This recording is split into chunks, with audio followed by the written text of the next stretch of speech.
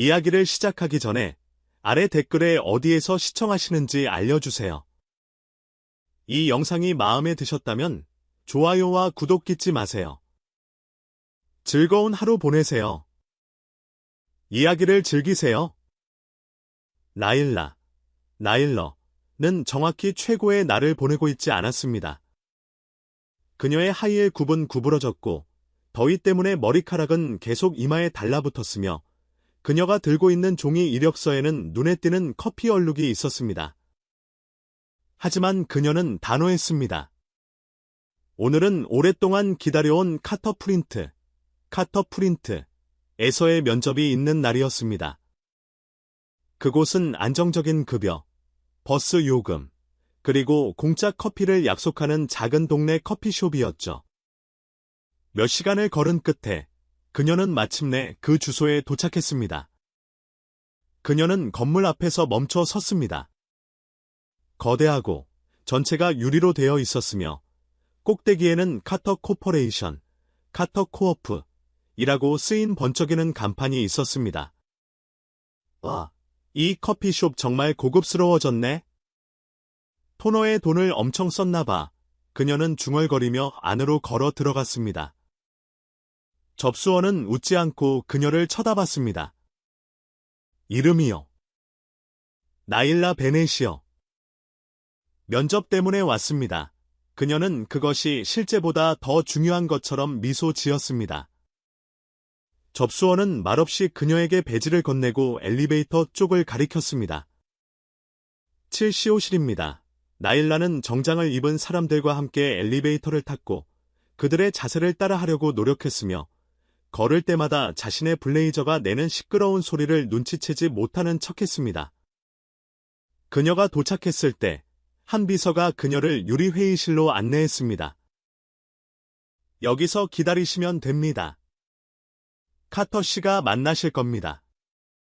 카터 씨라고요? 이제야말로 진정한 커피숍이라고 할 수 있겠네요. 몇 분 후, 문이 열리고 나일라는 그녀가 만난 사람들 중 가장 위압적인 남자를 보았습니다. 키가 크고 깔끔하게 옷을 입었으며 진지한 표정이었습니다. 분명히 간판에 있던 그 카터였습니다. 그는 그녀 맞은편에 앉아 여전히 태블릿을 보고 있었습니다.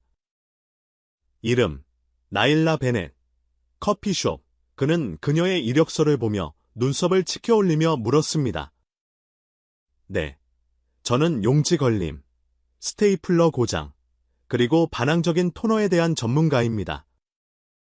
천부적인 재능이죠. 제임즈는 눈썹을 치켜올렸습니다. 나일라 씨, 건물을 잘못 찾아오셨습니다. 카터프린트는 약국 두 문지나 아래층에 있는 작은 복사 가게입니다.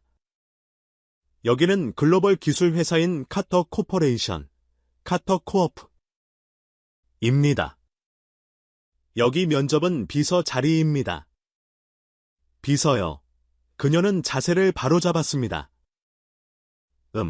보세요. 저 그거 정말 잘합니다.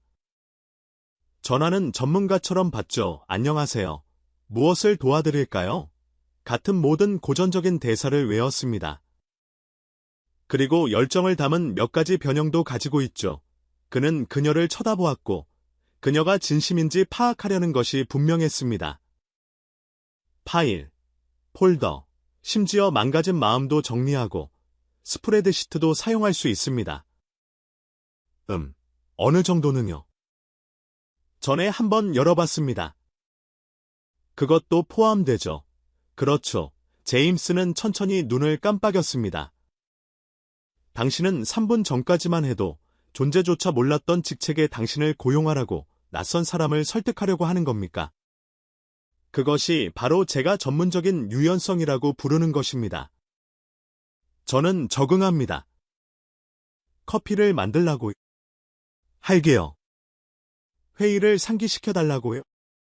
제가 바로 그 사람입니다. 비즈니스 디너 동안 할머니를 즐겁게 해드려야 한다고요. 춤출게요. 긴 드레스를 입고요. 제임스는 웃음을 참으려고 입술을 꽉 다물었습니다. 춤은 형편없지만 자신감은 있습니다. 그리고 가끔 그것이 오늘날의 지원자들에게 부족한 대담함이죠. 당신은 말이 많지만 저는 잘 듣기도 합니다. 보세요. 인간 맞는 칼처럼 다목적이죠. 그는 마침내 웃었습니다. 당신은 완전한 재앙입니다. 동의합니다. 하지만 저는 기능적인 재앙입니다. 넘어지면 일어납니다. 실수하면 즉흥적으로 대처합니다. 길을 잃으면 구글 지도를 물어봅니다. 제임스는 턱을 손에 괴고 그녀를 살폈습니다. 당신이 아세요? 면접에서 저를 웃게 만든 마지막 사람은? 당신의 엄마였을까요? 절대 아닙니다. 지금까지 아무도 없었습니다. 나일라는 눈을 깜빡였습니다. 좋은 징조죠. 그렇지. 아마도요. 저에게 말해보세요. 왜 저는 면접을 잘못 찾아오고 복사 가게를 글로벌 회사로 착각했으며 상식의 전쟁을 선포한 사람을 고용해야 할까요? 그녀는 심호흡을 하고 처음으로 진지하게 말했습니다. 왜냐하면 저는 이것이 필요하기 때문입니다. 왜냐하면 저는 열심히 일하고 당신이 저에게 기회를 주신다면 후회하지 않으시리라 약속합니다. 아니면 적어도 많이 웃으실 겁니다. 제임스는 몇 초 동안 침묵을 지켰습니다. 그리고 그는 일어섰습니다. 내일 아침 8시에 시작하세요. 네. 개인 비서. 제 옆 사무실입니다. 종이와 커피가 많을 테니 이미 제대로 된 분위기군요.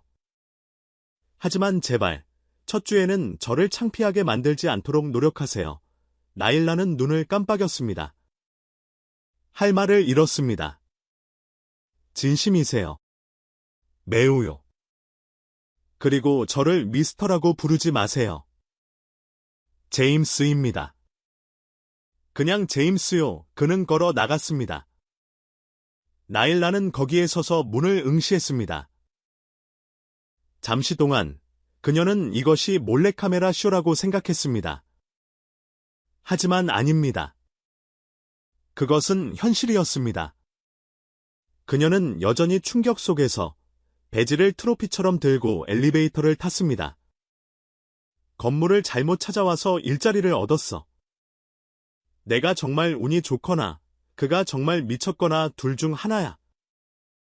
아마 둘 다일 수도 있고 건물 꼭대기에서 유리를 통해 지켜보던 제임스 카터는 그녀가 떠나는 것을 보았습니다.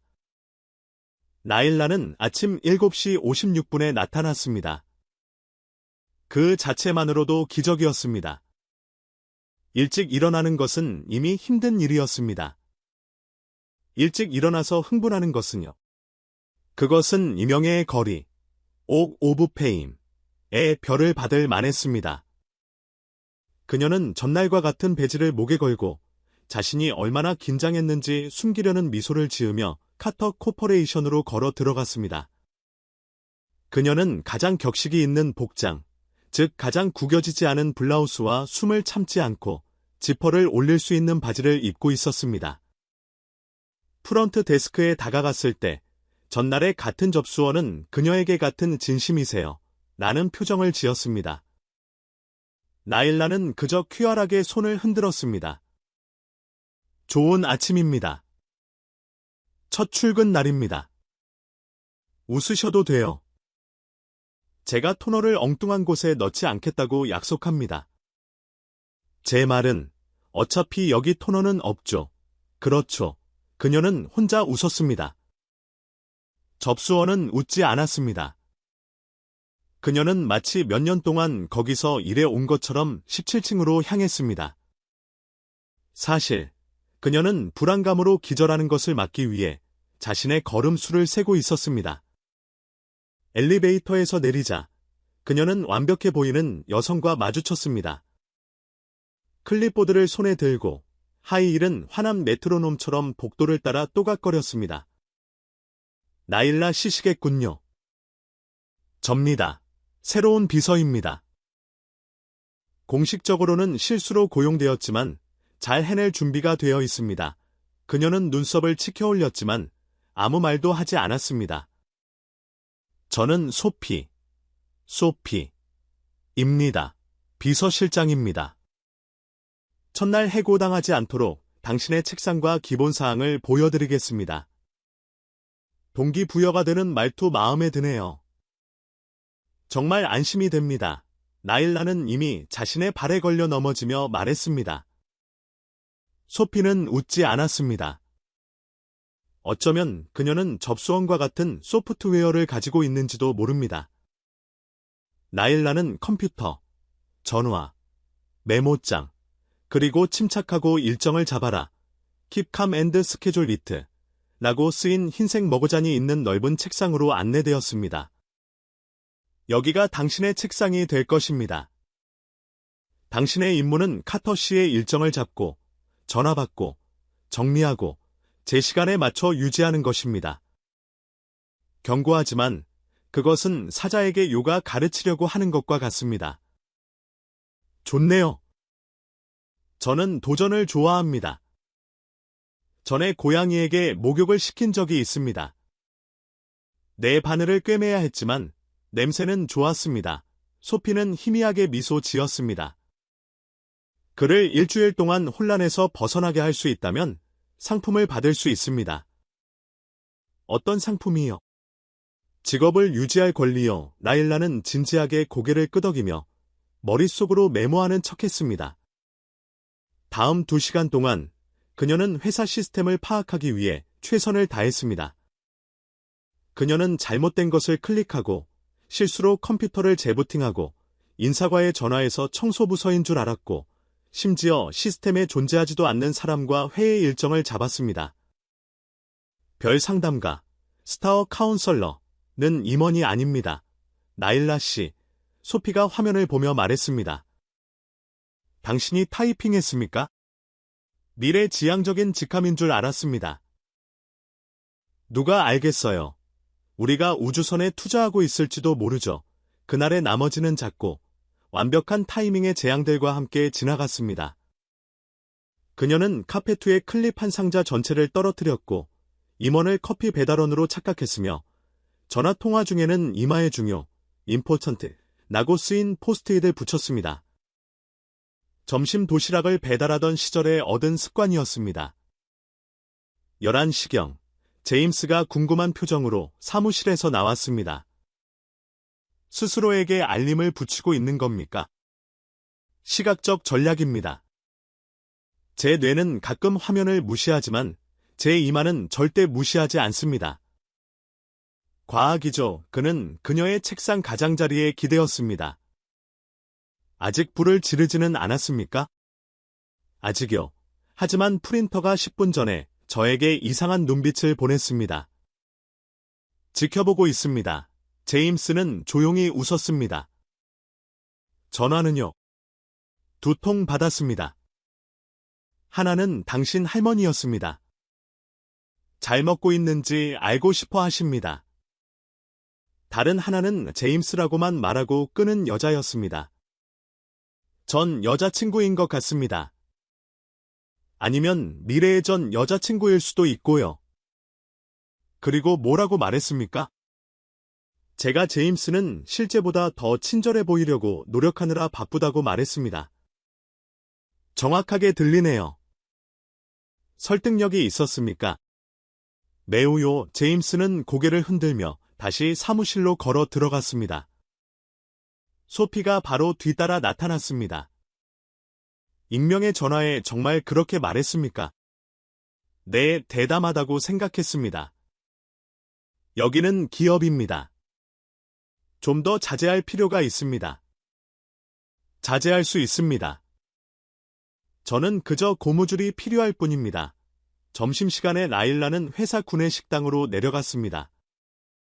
줄은 정장을 입은 사람들로 가득했고 그들은 진지한 표정으로 휴대폰에 붙어 있었습니다. 그녀는 접시를 들고 서버에게 말했습니다. 안녕하세요. 스트레스에 텐트 소스를 곁들이고 절망적인 인턴을 사이드로 주세요. 카운터의 여자는 그날 처음으로 웃었습니다. 나일라는 점심을 들고 혼자 앉았습니다. 선택이 아니라 다른 모든 사람들이 너무 바빠서 씹을 시간조차 없어 보였기 때문입니다. 그때 그녀는 옆에서 목소리를 들었습니다. 그가 정말로 친절해 보이려고 노력하는 제임스 같다고 말했습니까? 테크 분위기의 남자가 루커스 라고 쓰인 배지를 달고 있었습니다. 그는 즐거운 미소를 지으며 그녀 옆에 앉았습니다. 네, 그랬습니다. 그리고 저는 해고당하지 않았습니다. 솔직히 그것만으로도 승리한 기분입니다. 좀 들었습니다. 당신이 카터 씨의 새로운 비서, 실수로 고용되었지만 자비심으로 남겨진 사람이라고. 네, 그게 접니다. 저는 이미 당신이 마음에 듭니다. 모두가 그래야죠.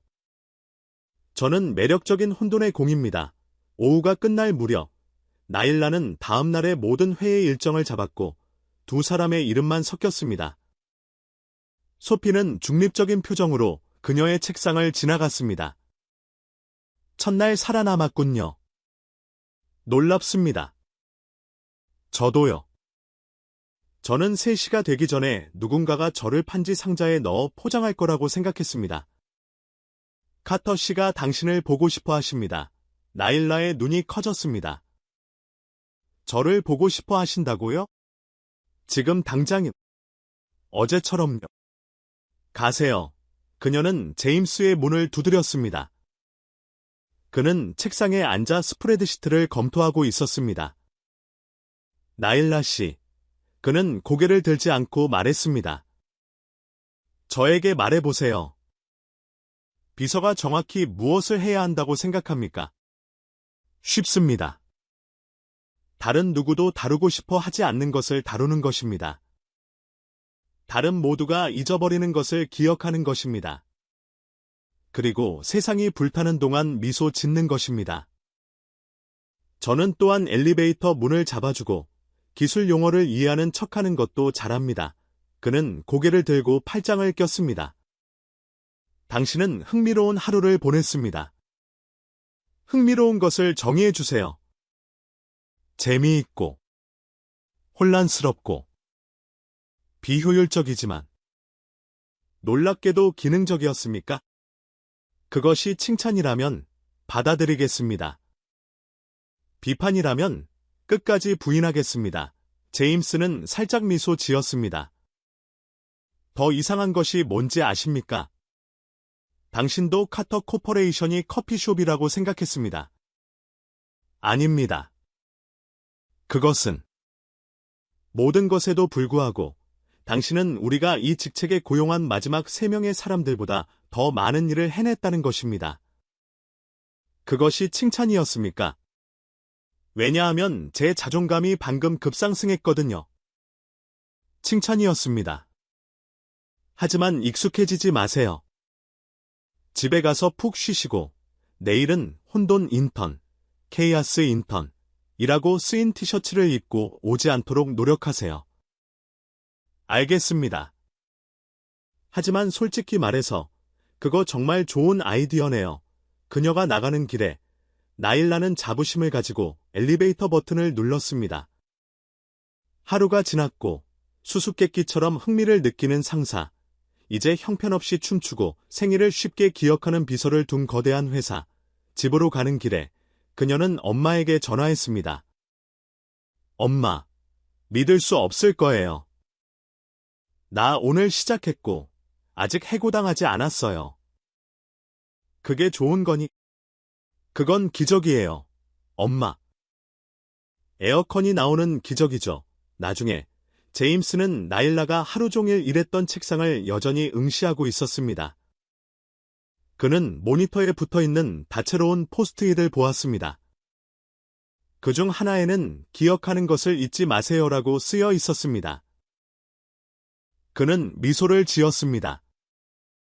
저 여자 정말 정신없군. 제임스 카터는 사무실에 있었고 블라인드는 반쯤 닫혀 있었으며 태블릿으로 보고서를 검토하고 약간의 두통을 달래고 있었습니다.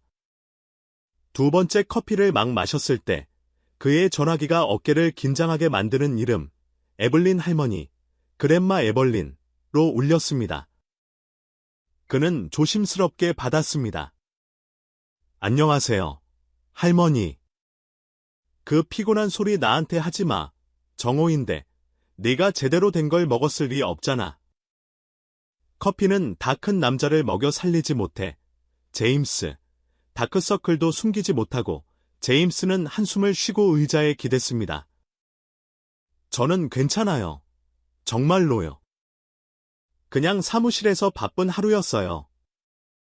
내 시간이 부족하니 바로 말할게. 내 스스로 누군가를 찾을 수 없을 것 같으니 내가 알아서 할게. 괜찮은 여자들과 몇 번의 데이트를 주선할 거야. 그리고 이번에는 가야 해. 변명하지 마. 마지막 순간에 사라지지 마. 알겠니? 제임스는 등골이 오싹해지는 것을 느꼈습니다. 에블린 카터는 빈말을 하는 것으로 알려져 있지 않았습니다. 할머니, 그럴 필요는 없어요. 아니, 필요해. 이제 내가 가정을 시작할 때가 되었어. 내 친구들 대부분은 이미 증손주가 있어. 근데 나한테는 뭐가 있니? 휴일이 신화라고 생각하는 스프레드시트에 파묻힌 손자뿐이야. 제임스는 얼굴을 문질렀습니다. 걱정하시는 건 알지만 그렇게 간단하지 않아요. 간단해. 네가 복잡하게 만드는 거야. 오늘 전화할 거야. 그중 하나는 교회 친구 딸이야. 그녀는 변호사고 피아노를 치고 요리도 잘해. 완벽한 패키지야. 달력에 표시해. 금요일 7시야. 그리고 다음 주에 2명 더 생각하고 있어. 할머니. 할머니 없어. 이건 최후 통첩이야. 너는 그 데이트에 갈 거야. 그리고 안 가면 내가 그 사무실로 가서 내 멱살을 잡고 끌어낼 거야. 전화는 말 한마디 없이 끝났습니다. 제임스는 완전히 침묵 속에서 몇 초 동안 휴대폰의 검은 화면을 응시했습니다. 그때 그는 사무실 밖에서 누군가 콧노래를 부르는 소리를 들었습니다. 시리얼 광고의 징글 같았습니다. 그는 일어나 블라인드를 통해 엿보았습니다. 나일라가 책상에 앉아 이벤트팀 누군가와 전화통화를 하고 있었습니다. 네, 물론이죠. 카터 씨는 3시에 가능하실 겁니다. 아니요, 물지 않으세요. 그냥 점심 전에 약간 으르렁거리실 뿐이에요. 하지만 그건 정상입니다. 그녀는 웃었습니다. 네, 감사합니다. 곧 이야기예요. 제임스는 몇 초 더 그녀를 지켜보았습니다. 그리고 그때 아이디어가 떠올랐습니다. 그것은 단지 실용적인 해결책이 아니었습니다. 그것은 대담한 것이었습니다. 그리고 그는 인정하기 싫었지만 그것은 말이 되었습니다. 몇 분 후, 나일라는 제임스의 사무실로 불려 들어갔습니다. 저를 부르셨나요? 그녀는 책상 앞에 서서 이름표는 약간 삐뚤어져 있었고 항상 자발적으로 보이는 미소를 지으며 말했습니다. 문 닫고 앉으세요. 부탁합니다. 좀 색다른 것에 대해 이야기해야 합니다. 제가 고드 모어닝을 이 세계로 보낸 이메일에 대한 것이라면 설명할 수 있습니다. 그냥 너무 신났습니다. 아니요, 그건 저를 신경 쓰게 하지 않았습니다. 그럼 제가 괜히 긴장했군요. 제임스는 책상 위에서 손가락을 깍지 꼈습니다. 제 할머니가 제가 결혼하기를 원하십니다. 그리고 이제 그녀는 제가 한 번도 만나본 적 없는 여성들과 저를 엮어주기로 작정하셨습니다. 그녀는 이미 이번 주 금요일에 하나를 예약했습니다. 그리고 당신은 그것을 막기 위해 저를 부르셨나요? 만약 그렇다면 저에게는 좀 더 자세한 계획이 필요할 수 있습니다. 사실, 저는 좀 더 간단한 것을 생각하고 있었습니다. 제 여자친구인 척 해주시길 바랍니다. 나일라의 눈이 커졌습니다. 저에게 우리가 데이트하는 척 해달라고요. 잠시 동안만요. 제 할머니가 제가 진지한 관계에 있다고 생각하시면 그녀는 저에게 깜짝 데이트를 주선하는 것을 멈출 것입니다. 그리고 왜 제가 이 역할에 가장 적합한 사람이라고 생각하셨나요? 당신은 설득력이 있고 예상박이기 때문입니다. 아무도 제가 저의 새내기 비서와 가짜 관계를 맺을 것이라고 짐작하지 않을 것입니다. 그것은 진짜처럼 보일 것입니다. 나일라는 팔짱을 끼고 그를 쳐다보았습니다. 그러니까 당신은 제가 복도에서 콧노래를 부르는 것을 보고 그래, 그녀는 사랑스러운 할머니를 속이기에 완벽해라고 생각했군요. 대충 그렇습니다. 그리고 저에게는 어떤 이득이 있나요? 보너스, 유연한 시간, 그리고 이 거래가 지속되는 동안의 직업 안정성입니다. 그녀는 의자에 기대어 생각했습니다. 이거 좀 미친 짓이지만 제가 고려할 만큼 충분히 미쳤을 수도 있겠네요. 그래서 말입니다. 이게 어떻게 진행될까요? 저녁 식사, 미소, 그리고 행사에서의 사진, 엘리베이터에서의 다정한 눈빛. 제 할머니를 설득하기에 충분할 정도만요. 과장할 필요는 없습니다. 그런 것일 피아노 앞에서 드라마틱한 키스는 없나요? 제 할머니가 요청하는 경우가 아니라면요. 그리고 그때도 저는 그러지 않기를 바랍니다. 나일라는 몇 초 동안 조용했습니다. 그리고 그녀는 옆으로 미소를 지었습니다.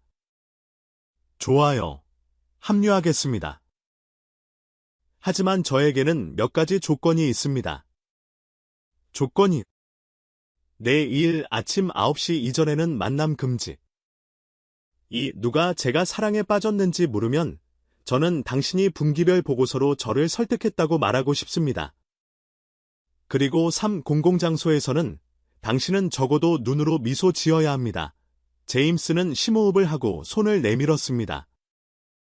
거래 성립. 그녀는 단호하게 악수했습니다. 우리는 함께 사랑스러운 할머니를 속일 것입니다. 얼마나 멋진 일인가요? 금요일, 나일라는 조심스럽게 준비했습니다. 과하지 않은 단순한 짙은 파란색 드레스, 느슨한 헤어, 그리고 부드러운 립스틱을 살짝 발랐습니다. 그녀가 아래층으로 내려왔을 때 그녀는 제임스가 앞에서 차와 함께 기다리고 있는 것을 보았습니다. 적절해 보이는군요. 그는 평소처럼 칭찬을 피하며 말했습니다. 그리고 당신은 항상처럼 보이는군요. 시오의 얼굴, 시오의 복장, 그리고 이미 2045년 일요일의 저녁, 아침, 점심 식사를 계획한 것 같은 그 표정. 가시죠. 물론이죠. 고용된 여자친구로서의 첫 저녁 식사가 기대됩니다. 제가 당신이 코골이한다고 말해도 될까요? 저는 코골이하지 않습니다. 부인은 첫 번째 증상입니다. 카터 가족의 집은 깔끔한 나무와 조심스럽게 디자인된 정원으로 둘러싸인 고급 동네에 있었습니다. 나일라는 자신이 인테리어 디자인 잡지로 들어온 것 같은 기분이었습니다. 에블린은 따뜻한 미소와 80세 이상인 사람에게 예상했던 것보다 더 단단한 포옹으로 그들을 맞이했습니다. 마침내 우리 손자 옆에 진짜 아가씨가 있구나. 나는 그가 얼음으로 만들어진 줄 알기 시작했어. 그는 드라이 아이스에 더 가깝습니다. 차가워 보이지만 너무 가까이 가면 혼란의 안개 속에 빠지게 되죠. 나일라는 미소를 지으며 말했습니다. 에블린은 크게 웃었습니다. 저녁 식사 동안 나일라는 완벽했고 예의 바르고 재미있고 솔직했습니다. 그녀는 자신의 어린 시절, 목표에 대해 이야기했고 심지어 감동을 주기 위해 경제학 책을 좋아하는 척했습니다. 에블린은 점점 더 매료되는 것 같았습니다. 너희 둘은 정말 사랑스러운 커플이구나. 공식적으로 만들 생각은 안 해봤니? 그녀가 물었습니다. 제임스는 와인에 목이 막혔습니다. 나일라는 침착하게 미소 지었습니다. 우리는 천천히 가는 것을 선호하지만 믿으세요. 그는 이미 거의 남편이나 다름없습니다. 어제 그는 냉장고에 우유가 있는지 물어봤는데 그것은 헌신의 명확한 신호죠. 에블린은 다시 웃었고 제임스의 어깨를 두드렸습니다. 마침내 너의 진지함을 유머 감각으로 균형 잡아주는 사람이 생겼구나. 나는 그녀가 마음에 들어 돌아오는 길에 차 안은 편안하게 조용했습니다. 당신의 할머니는 놀랍고 위험합니다. 저를 정말 좋아하십니다. 눈치챘습니다. 축하합니다. 당신은 5년 만에 그녀에게서 직접적인 칭찬을 받은 첫 번째 여성입니다. 제가 보이지 않는 트로피를 딴 기분입니다. 근데 제임스, 네. 이 연기를 계속하려면 우리 이야기를 정리해야 합니다. 어떻게 만났는지, 첫 키스는 어땠는지, 그런 것들이요. 좋아요. 타임라인을 만들겠습니다. 그리고 누군가 우리가 함께 잤는지 물으면 네라고 말해도 됩니다. 세부사항은 건너뛰세요. 나일라는 웃었습니다. 세부사항은 제 전문 분야인데요. 다음날 아침, 제임스는 사무실로 걸어 들어갔고 책상 위에 봉투 하나를 발견했습니다. 안에는 우리 이야기 공식 버전, 아워 스토리 어피셜 버전 이라고 제목이 붙은 손으로 쓴 목록이 있었습니다. 우리는 사무실 커피숍에서 만났다. 당신이 나에게 설탕을 권했다. 우리의 첫 대화는 날씨에 대한 것이었다. 너무 낭만적이다. 당신은 일주일 후에 나에게 점심을 제안했다. 나는 당신이 외로워 보이고 단백질 밥만 먹고 사는 것 같아서 예스라고 말했다. 우리의 첫 키스는 엘리베이터에서였다. 내가 넘어졌고 당신이 나를 잡아주었다. 고전적이다. 우리는 아직 서로에게 별명이 없다. 하지만 누가 물어보면 당신은 나를 라고 부르고 나는 당신을 미스터 심술쟁이, 에마어, 그럼피 라고 부를 것이다. 제임스는 자신도 모르게 미소를 지었습니다. 그는 펜을 들고 아래에 썼습니다. 그리고 그들이 내가 당신에 대해 어떻게 느끼는지 물으면 나는 그녀가 나를 웃게 만든다고 말할 것이다. 그리고 나에게는 그것이 큰 의미가 있다. 나일라는 그 메모를 보지 못했지만 만약 보았다면 그 모든 형식적인 태도 뒤에 얼마나 많은 진심이 숨겨져 있는지에 놀랐을 것입니다. 제임스가 여전히 목록을 들고 있을 때 그는 사무실 문을 두드리는 3번의 빠른 노크 소리를 들었습니다. 실례합니다. 그가 대답하기도 전에 나일라의 목소리가 들렸습니다. 그녀는 머그잔 2개를 들고 들어섰습니다. 커피 가져왔습니다. 하나는 설탕이 있고 하나는 없습니다. 당신이 어떤 것을 선호하는지 기억이 안 나서 빨리 고르세요. 만약 잘못된 것이라도 괜찮은 척하고 저를 용서하는 척하세요. 제임스는 조용히 종이 조각을 내리고 오른쪽 머그잔을 들었습니다. 설탕이 없군요. 당신이 맞췄습니다. 대단합니다. 그것은 우리의 가상의 관계에서 보너스 점수로 계산됩니다. 그녀는 미소를 지었고 그녀가 걸어 나가기 직전에 제임스가 말했습니다. 나일라 씨, 이제 다음 단계로 나아갈 때인 것 같습니다. 그녀는 굳어졌습니다. 당신은 우리의 연기의 다음 단계를 의미하는 거죠. 그렇지. 왜냐하면 실제 3이라면 저는 앉아야 할 것 같거든요. 연기에서요. 하지만 중요한 것입니다. 제 할머니가 이제 언제든지 예고 없이 나타날 수 있습니다. 그리고, 그녀는 우리가 커플로서 함께 살고 있을 것이라고 예상하실 겁니다. 함께 산다고요? 동거를 말하는 건가요? 제임스는 고개를 끄덕이며 머그잔을 책상에 내려놓았습니다. 맞습니다. 당신은 제 아파트로 이사해야 합니다. 당분간만요. 진심이세요? 완전히요. 상황이 진정될 때까지 한두 주, 어쩌면 3주 정도요. 짐 정리하는 데 필요한 시간을 가지세요.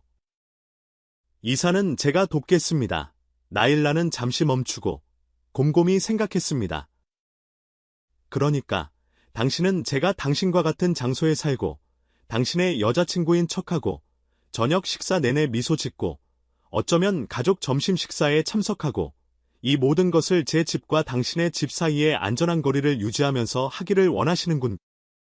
좋은 요약입니다. 완벽합니다. 합류하겠습니다. 제임스는 눈썹을 치켜 올렸습니다. 그렇게 쉽게요. 당신은 저에게 살 곳, 커피, 그리고 협상 가능한 조건이 있는 가짜 관계를 제공하고 있습니다. 제 미친 결정 목록에서 이것은 상위 5가지에도 들지 않습니다. 그날 밤, 나일라는 제임스의 건물에 나타났고 만지지 마시오, 도넛 터지 라고 쓰인 바렌 스티커가 붙은 보라색 여행 가방을 끌고 있었습니다. 정리된 난장판이죠. 그녀는 어깨에 배낭을 메고 손에는 베개를 들고 있었습니다. 가짜 아내로서의 새로운 임시 생활을 할 준비가 되었습니다. 그녀는 숨을 헐떡이며 말했습니다. 제임스는 그녀를 위해 문을 열어주었습니다. 집 전체를 가져왔습니까? 필수품만요. 옷, 신발, 슬리퍼, 제가 가장 좋아하는 베개, 그리고 이 쿠키통 같은 몇 가지 감정적인 필수품이요. 숙모가 2014년에 주신 것입니다. 제임스의 아파트는 그녀가 상상했던 그대로였습니다. 조용하고 깨끗하고 세련되고 그리고 너무나 잘 정리되어 있었습니다. 모든 것이 자로 잰 것처럼 보였습니다. 나일라는 거실 한가운데서 멈춰서서 천천히 한 바퀴 돌며 모든 것을 둘러보았습니다. 와, 이 곳은 카탈로그 같아요. 엉킨 충전기 코드, 잊어버린 머그잔, 문 옆에 걷어차 놓은 신발은 어디 있나요? 그것들은 존재하지 않습니다. 모든 것에는 제자리가 있습니다. 지금 사진을 찍어두셔야 할 겁니다. 상황이 바뀔 겁니다. 제임스는 그녀를 손님방 중 하나로 안내했습니다. 여기가 당신 방이 될 것입니다. 원하는 대로 꾸미셔도 됩니다. 다만 관리가 필요한 식물은 피하세요. 그는 잠시 멈췄습니다. 또는 반려동물도요. 그럼 제가 데려오려고 했던 햄스터는 기다려야 하나요? 그녀는 여행 가방을 바닥에 내려놓고 놀라운 속도로 짐을 풀기 시작했습니다. 10분 만에 그녀는 이미 침대 머리맡에 화려한 스카프를 걸었고 개인 베개를 부풀렸으며 사이드 테이블에 책 2권을 흩뿌려 놓았습니다. 됐습니다. 저의 개인적인 혼돈의 손길입니다. 제임스가 문에 나타났습니다. 규칙에 대해 이야기할까요? 좋아요. 준비되었습니다. 하트 모양 자석으로 게시판을 만들 수도 있습니다. 그들은 식탁에 앉았습니다. 나일라는 공책과 펜을 집었습니다. 규칙 1번. 불, 허리케인 또는 정말 큰 곤충이 아닌 이상 노크 없이 제 방에 들어오지 마세요. 동의합니다. 규칙 2번. 제 개인 컴퓨터를 만지지 마세요. 공정합니다. 규칙 3번. 각자 자신의 접시를 닦습니다. 심지어 물잔도요. 기술적으로는 더러워지지 않지만 도덕적으로는 그렇습니다. 제임스는 휴대폰에 무언가를 입력했습니다. 규칙 4번. 공용 공간에서는 스피커폰 통화 금지. 완벽합니다. 그리고 규칙 5번. 어떤 말다툼이든 초콜릿 또는 가벼운 TV쇼를 위해 중단되어야 합니다. 그들은 서로를 바라보았고 거의 미소 지었습니다.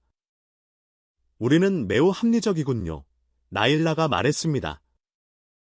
아직 첫날이니까요. 제임스가 대답했습니다. 그날 저녁 늦게 간단한 저녁 식사, 제임스가 만든 스크램블 에그와 아보카도 토스트 후 두 사람은 거실에서 코미디 쇼를 보고 있었습니다. 나일라는 쿠션 하나를 안고 소파에 가부좌를 틀고 앉아 있었습니다. 당신도 이걸 보고 웃는군요. 그녀는 스스로 웃으며 물었습니다. 당신만큼은 아닙니다. 제임스는 미소를 참으며 말했습니다. 당신의 유머 감각은 음소거 상태인가요? 관찰 모드입니다. 당신은 우리 둘 다에게 충분히 표현력이 강하니까요. 그녀는 쿠션을 집어 그에게 던지는 척하다가 멈췄습니다. 아직 당신을 믿지 못해서 베개 싸움을 시작할 위험을 감수할 수 없습니다. 제임스는 일어섰습니다. 내일 9시에 개발팀과 회의가 있고 할머니가 전화하실 수도 있습니다. 제가 받을까요? 당신이 영원히 가족의 총애를 받고 싶다면요. 유혹적이네요. 그날 밤 늦게 나일라는 침대에서 뒤척이고 있었습니다. 매트리스는 편안했지만 침묵은 너무 컸습니다. 그녀는 그녀의 오래된 동네 소음, 차가 지나가는 소리, 이웃들이 말다툼하는 소리, 아무것도 아닌 것에 짖는 개 소리에 익숙했습니다. 여기서는 모든 것이 조용하고 새로웠습니다. 그녀는 일어나 부엌으로 걸어갔습니다. 제임스는 차 한 잔을 들고 어둠 속에 앉아 있었습니다. 잠이 안 오세요? 그녀는 부드럽게 불을 켜며 물었습니다. 저는 보통 늦게까지 깨어 있습니다. 저도요. 하지만 오늘 밤은 침대가 너무 조용하고 램프가 소리를 내지 않고 제가 4일 동안 알고 지낸 남자와 함께 살고 있다는 사실 때문인 것 같습니다. 제임스는 옆 의자를 손짓했습니다. 그녀는 앉았습니다. 당신은 이 모든 것에 대해 매우 침착하군요. 나일라가 말했습니다. 저는 더 까다로운 상황을 겪어봤고 당신은 믿을 만해 보입니다.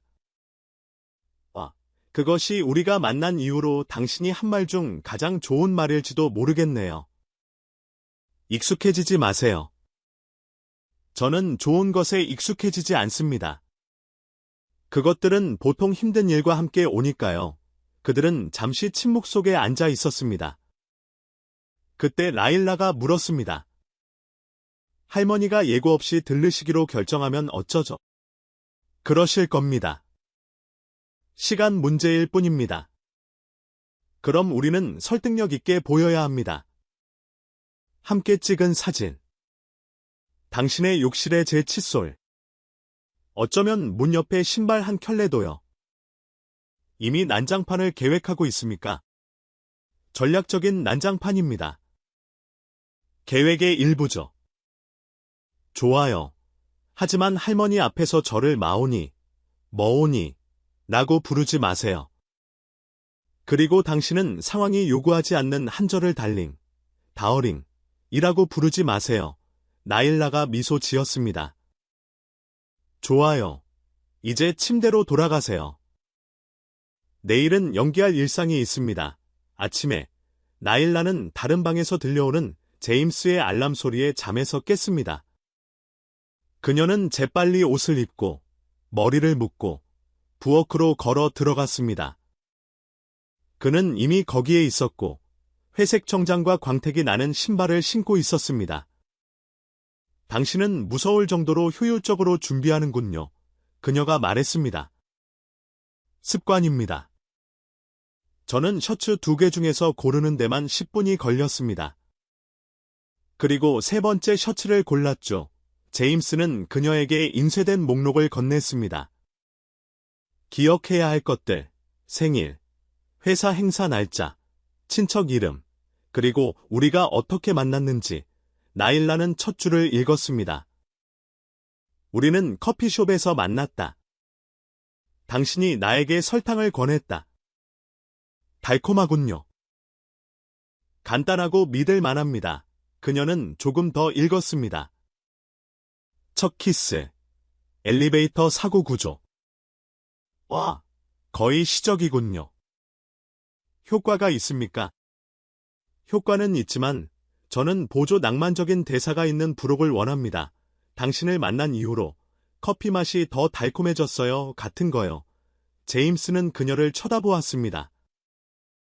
절대 그렇게 말하지 마세요. 절대요. 그냥 예시일 뿐입니다. 그녀는 가방을 들고 문으로 걸어갔습니다. 가시죠. 제임스는 시간을 확인했습니다. 7분 남았습니다. 좋습니다. 엘리베이터 거울에서 제 사랑스러운 시선을 연습할 시간이 충분합니다. 과장하지 마세요. 당신은 극적인 경향이 있습니다. 나일라는 그와 함께 엘리베이터를 탔습니다. 몇 층 동안 둘 다 조용했습니다. 제임스. 네. 이것은 여전히 완전히 제정신이 아닙니다. 알아요. 하지만 지금으로서는 작동하고 있습니다. 그는 평소보다 1초 더 그녀를 바라보았습니다. 지금으로서는 그렇습니다. 그리고 엘리베이터 문이 1층에서 열렸을 때 그들은 마치 수십 번 전에 했던 것처럼 나란히 걸어 나갔습니다. 제임스는 그날 아침 사무실에 발을 들여놓자마자 이미 4개의 긴급 이메일, 2개의 미완성 보고서, 그리고 라일라가 가장 좋아하는 색이 무엇인지 묻는 할머니의 전화를 받았습니다. 그게 왜 중요합니까, 할머니? 네가 아직 나에게 말하지 않은 약혼 선물용으로 쿠션을 사려고 해. 그녀의 소파와 맞춰야 해. 제임스는 한숨을 쉬고 책상에 기댔습니다. 네이비 블루요. 그걸로 될까요? 완벽해. 싸구려 약혼 반지를 들고 나타나지는 마. 내가 이메일로 몇 가지 옵션을 보냈어. 그는 전화를 끊고 문을 쳐다보았습니다. 바로 그 순간 나일라가 어깨에 가방을 메고 도넛 상자를 손에 들고 들어왔습니다. 오늘은 설탕으로 시작하기 좋은 날이라고 생각했습니다. 그녀는 미소를 지으며 말했습니다. 그 상자 안에 다이아몬드 반지가 들어있지 않다면 당신은 제 문제를 해결해 주지 못할 겁니다. 그는 도넛을 하나 집었습니다. 아, 오늘 아침은 낙관적이군요. 무슨 일 있었어요? 할머니가 전화하셨습니다. 당신이 가장 좋아하는 색을 알고 싶어 하시고, 그리고 분명히 그녀 혼자서 우리의 약혼을 계획하고 계십니다. 좋네요. 적어도 이 관계에서 누군가는 노력을 기울이고 있군요. 나일라는 테이블에 앉아 가방에서 그날의 일정이 담긴 폴더를 꺼냈습니다. 오늘은 10시에 법무팀과 회의가 있고, 그 다음에는 마케팅팀과의 프레젠테이션이 있습니다. 그녀는 페이지를 넘겼습니다. 그리고 7시에 투자자들과의 저녁 식사요. 그리고 네, 사교 행사로 등록되어 있습니다. 그들이 커플을 만나고 싶어 하는군요. 제임스는 얼굴을 찌푸렸습니다. 누가 우리를 커플로 확정했습니까? 제가 했습니다. 어제 당신은 너무 바빴고 우리는 답장을 해야 했습니다. 그리고 우리가 관계를 가장하고 있으니 저는 사교 행사가 거래의 일부라고 생각했습니다. 그는 심호흡을 했지만 논쟁하지 않았습니다. 좋아요. 하지만 그 전에 몇 가지 기본 규칙을 다시 확인하고 싶습니다. 제 어린 시절에 대한 농담 금지, 제 코골이에 대한 언급 금지, 그리고 제발 엘리베이터에서 커피를 쏟았던 그 시간을 꺼내지 마세요. 당신은 그날 토마토처럼 빨개졌었죠. 정말 사랑스러웠습니다. 그것을 강조하지 맙시다. 알겠습니다. 저는 완벽하고 매력적이고 조용히 사랑에 빠진 캐릭터가 될게요. 조용히요. 좋아요. 적당히 조용히요. 그날 오후 그들이 물류팀과의 회의를 마치고 나왔을 때 나일라는 간절히 엘리베이터 버튼을 눌렀습니다. 분명히 비어 있을 거예요. 저는 조용함과 부드러운 음악이 좋아요. 제가 스파이 영화 속에 있는 것처럼 느껴지게 하죠. 제임스는 눈썹을 치켜 올렸습니다. 당신은 엘리베이터 안에서 이야기를 지어냅니까? 물론이죠. 저는 한 곳에서는 외계인에게 납치당했고, 다른 곳에서는 제 숙적에게 사랑을 고백했으며, 한 번은 제 마음속으로 킬러 광대와 싸웠습니다. 그것이 당신의 행동에 대해 많은 것을 설명해 주는군요. 엘리베이터 문이 열렸고, 그들은 혼자 들어섰습니다. 나일라는 벽에 기대었습니다. 이것이 영화라면 지금은 캐릭터들 사이의 긴장이 고조되는 순간일 겁니다. 그들은 침묵 속에서 서로를 바라봅니다. 음악이 고조됩니다. 제임스가 팔짱을 끼고 부드럽게 웃는 것을 보자 그녀는 멈췄습니다. 정말로 그렇게 믿습니까? 물론이죠. 모든 좋은 이야기에는 엘리베이터 순간이 있습니다. 모든 것이 바뀌는 곳이죠. 제임스는 몇 초 동안 조용했습니다. 그리고 나서 좀 더 진지한 표정으로 그는 물었습니다. 만약 우리가 그 이야기 속에 있고 엘리베이터가 단지 배경이 아니라 전환점의 일부라면 어떨까요? 나일라는 눈썹을 치켜 올렸고 호기심이 가득했습니다. 당신에게서 나온 것치고는 꽤 시적이군요. 그냥 생각입니다. 엘리베이터는 12층에서 멈췄고 한 무리의 직원들이 들어서면서 분위기가 깨졌습니다. 나일라는 속삭였습니다. 지금 배경음악이 시작되면 웃을 거예요. 제임스는 대답하지 않았지만 그의 입꼬리는 살짝 굽어졌습니다. 퇴근 후 나일라는 저녁 식사를 위해 그녀의 아파트로 돌아가 준비했습니다. 그녀는 우아하지만 단순한 드레스를 선택했고 머리를 고전적인 방식으로 스타일링했습니다. 제임스는 항상처럼 이미 옷을 입고 있었고 짙은 정장을 입고 깔끔해 보였습니다. 긴장했습니까? 그가 그녀가 방으로 걸어 들어오는 것을 보고 물었습니다. 조금요. 저는 여전히 제가 당신의 비서인지, 가짜 여자친구인지, 아니면 감정적인 범죄 파트너인지 확실하지 않습니다. 오늘 밤은 그냥 저를 놀리는 것을 즐기는 사람처럼 행동하세요. 그것은 제가 아주 잘하는 일입니다. 레스토랑은 예약되어 있었고, 우아했으며, 부드러운 조명과 향수 광고에서 걸어 나온 듯한 웨이터들이 있었습니다. 제임스는 투자자들에게 따뜻하게 인사했고, 나일라는 계획을 완벽하게 따랐습니다. 이 사람은 제 여자친구 라일라입니다. 그는 쉽게 그녀를 소개했습니다. 그녀는 따뜻한 미소와 악수를 건넸습니다. 만나서 반갑습니다. 제임스가 이 저녁 식사에 대해 많은 이야기를 해줬습니다. 좋은 이야기였기를 바랍니다. 투자자 중 한 명이 미소를 지으며 말했습니다. 그는 당신들이 자신의 할머니보다 그를 더 긴장하게 만드는 유일한 사람들이다라고 말했습니다. 믿으세요. 그건 칭찬입니다. 모두가 웃었고 제임스도 약간의 못마땅함을 흉내내며 고개를 살짝 흔들었습니다. 저녁 식사는 사업, 여행, 좋아하는 음식, 심지어 와인에 대한 간략한 논의까지 이어지는 대화로 계속되었습니다. 나일라는 모든 주제를 쉽게 헤쳐나갔습니다. 그녀의 빠른 사고와 편안한 유머는 가장 진지한 손님들까지도 사로잡았습니다. 그래서 나일라, 우리 친구의 마음을 사로잡지 않을 때는 무엇을 하십니까? 손님 중 한 명이 물었습니다. 나일라는 생각하는 척했습니다. 저는 혼란스러운 일정을 정리하고 부풀려진 자아를 진정시키고 뛰어난 솜씨로 커피를 대접합니다. 다시 말해, 저는 비서실장이지만 약간의 추가적인 매력을 가지고 있습니다. 그리고 제임스와 얼마나 오래 함께 하셨습니까? 그녀는 그를 빠르게 쳐다본 다음 그룹으로 돌아섰습니다. 그가 건포도를 싫어하고 검은색 양말을 선호하며 로맨틱 영화를 싫어하는 척하지만 개에 대한 영화를 보고 울었다는 것을 알 만큼 충분히 오래되었습니다. 제임스는 조용히 목을 가다듬고 물잔에 손을 뻗었습니다. 나일라 씨는 매우 관찰력이 뛰어납니다. 그는 중립적인 어조로 말했습니다. 타고난 재능이죠.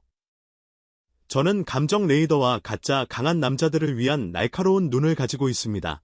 그룹은 다시 웃었고 제임스가 전문적인 얼굴을 유지하려고 노력했음에도 불구하고 그는 자신이 얼마나 감동했는지 숨길 수 없었습니다. 차로 돌아가는 길에 두 사람은 침묵 속에서 걸었습니다. 나일라는 작은 미소를 입가에 띄고 분주한 거리를 바라보았습니다. 그들이 저를 좋아했습니다. 그녀가 말했습니다. 잘했습니다. 그것이 칭찬이었습니까? 그냥 사실이었습니다. 그녀는 그를 쳐다보았습니다. 당신도 잘했어요. 평소보다 덜 심술궂었습니다. 거의 친절했습니다. 압박을 받고 있었습니다. 우리의 위장을 망칠 수 없었습니다. 맞아요. 그리고 당신이 제 음악 취향에 대한 농담에서 저를 변호했을 때 그것은 자동 반응이었죠. 당신은 최근에 자동 반응을 많이 보이고 있습니다. 저에게 익숙해지게 될 겁니다. 제임스는 대답하지 않았습니다. 그는 몇 초 동안 창밖을 내다볼 뿐이었습니다. 나일라 씨. 네. 이것이 당신을 귀찮게 하지 않습니까? 무슨 뜻인가요? 이 모든 연기, 여기에 있는 것, 저로 인해 당신의 일상이 방해받는 것, 그녀는 대답하기 전에 잠시 생각했습니다. 이상하지만 좋은 종류의 이상함입니다. 저는 오랜만에 처음으로 제가 무언가의 일부인 것 같은 기분이 듭니다. 비록 그것이 있을 법하지 않고 약간 미친 짓이라 할지라도요. 제임스는 조용히 있었습니다. 그녀의 말에는 그가 받아들일 준비가 되지 않은 진심이 있었습니다. 아파트로 돌아와 나일라는 곧장 자신의 방으로 갔습니다. 그녀는 신발을 벗고 침대에 앉아 깊은 숨을 내쉬었습니다. 강렬했지만 좋은 하루였습니다. 거실에서 제임스는 며칠 전에 그녀가 남긴 종이 공식 이야기 목록을 보고 있었습니다. 그는 펜을 들고 한 줄을 추가했습니다. 8. 그녀는 지루한 저녁 식사를 기억에 남는 것으로 바꿀 수 있다. 나중에 나일라는 물을 마시기 위해 부엌으로 걸어 들어갔고 제임스가 차를 만들고 있는 것을 발견했습니다. 아직 안 주무세요? 네. 차 드실래요? 그녀는 고개를 끄덕이고 카운터에 앉았습니다. 뭐가 재미있는지 아세요? 그녀가 말했습니다. 저는 몇 달 동안 집에 있었던 것보다 여기서 더 편안함을 느낍니다. 제임스는 그녀를 자세히 쳐다보았습니다. 왜 그렇습니까? 어쩌면 여기서 저는 보이는 것처럼 느끼기 때문일 수도 있습니다. 비록 사랑스러운 할머니를 속이는 것 같은 어리석은 일 때문일지라도요. 당신은 그것이 어리석다고 생각합니까? 어쩌면 그렇게 많이는 아닐 수도 있습니다. 어쩌면 저는 소속감을 느끼는 것이 좋기 시작한 것 같습니다. 그는 그녀에게 컵을 건네고 옆에 앉았습니다. 나일라 씨. 응. 오늘 고마웠습니다. 그녀는 미소를 지었습니다. 발전하고 계시군요. 곧 꽃과 모든 것으로 저에게 감사하게 될 겁니다. 너무 과장하지 맙시다. 그들은 침묵 속에서 차를 마셨고 도시의 불빛이 창문을 통해 빛났습니다. 그들 둘 다 소리내어 말하지 않았지만 그 순간 그들은 둘 다 계획이 통제 불능 상태로 빠지기 시작했다는 것을 알았습니다. 그리고 어쩌면 그것이 그렇게 나쁜 일은 아닐지도 모릅니다. 제임스의 아파트에서의 삶은 천천히 놀라울 정도로 편안하게 느껴지기 시작했습니다. 나일라는 큰 창문, 완벽하게 균형 잡힌 가구, 그리고 좋은 아침이라고 말하는 것과 스프레드시트를 비판하는 데 같은 어조를 사용하는 남자와 함께하는 집에 빠르게 적응했습니다. 그녀는 심지어 아침 식사 중에 잔잔한 연주 음악이 담긴 침묵 플레이리스트를 만들었고 그것은 제임스를 약간 짜증나게 했지만 그는 그녀에게 그것을 끄라고 요청하지 않았습니다. 음악이 실제로 당신의 기분을 좋게 합니까? 아니면 당신은 단지 제 선택을 싫어하지 않는 척하는 것입니까? 그녀는 어느 날 아침 커피를 천천히 저으며 물었습니다. 새 곡까지는 괜찮습니다. 그 후에는 제가 엘리베이터 안에 살고 있는 것처럼 느껴집니다. 럭셔리 엘리베이터입니다. 부탁합니다. 그녀는 미소를 지었습니다. 제임스는 그저 눈썹을 치켜 올렸습니다. 며칠을 함께 보낸 후 연기는 자동적으로 느껴지기 시작했습니다. 그들은 그들의 가정 규칙에 갇힌 농담들을 가지고 있었고 나일라는 그가 말 한마디 하지 않아도 제임스가 하루 중 언제 커피가 필요한지 정확히 알았습니다. 그녀는 항상 오후 2시 27분에 그의 책상 위에 컵을 놓았습니다. 이거 소름 끼치네요. 그가 셋째 날에 말했습니다. 이것이 감정적인 효율성입니다. 달링 그녀는 그에게 짙은 윙크를 보냈습니다. 목요일, 나일라가 일정을 검토하는 동안 그녀가 오랫동안 보지 못했던 이름, 오웬 리드, 로부터 휴대폰에 메시지가 떴습니다. 야, 내가 카터 코퍼레이션에 있다는 소식 들었어. 나 10층에서 회의 중이야. 오늘 점심 같이 할래? 오랜만에 만나서 이야기 나누면 좋을 텐데.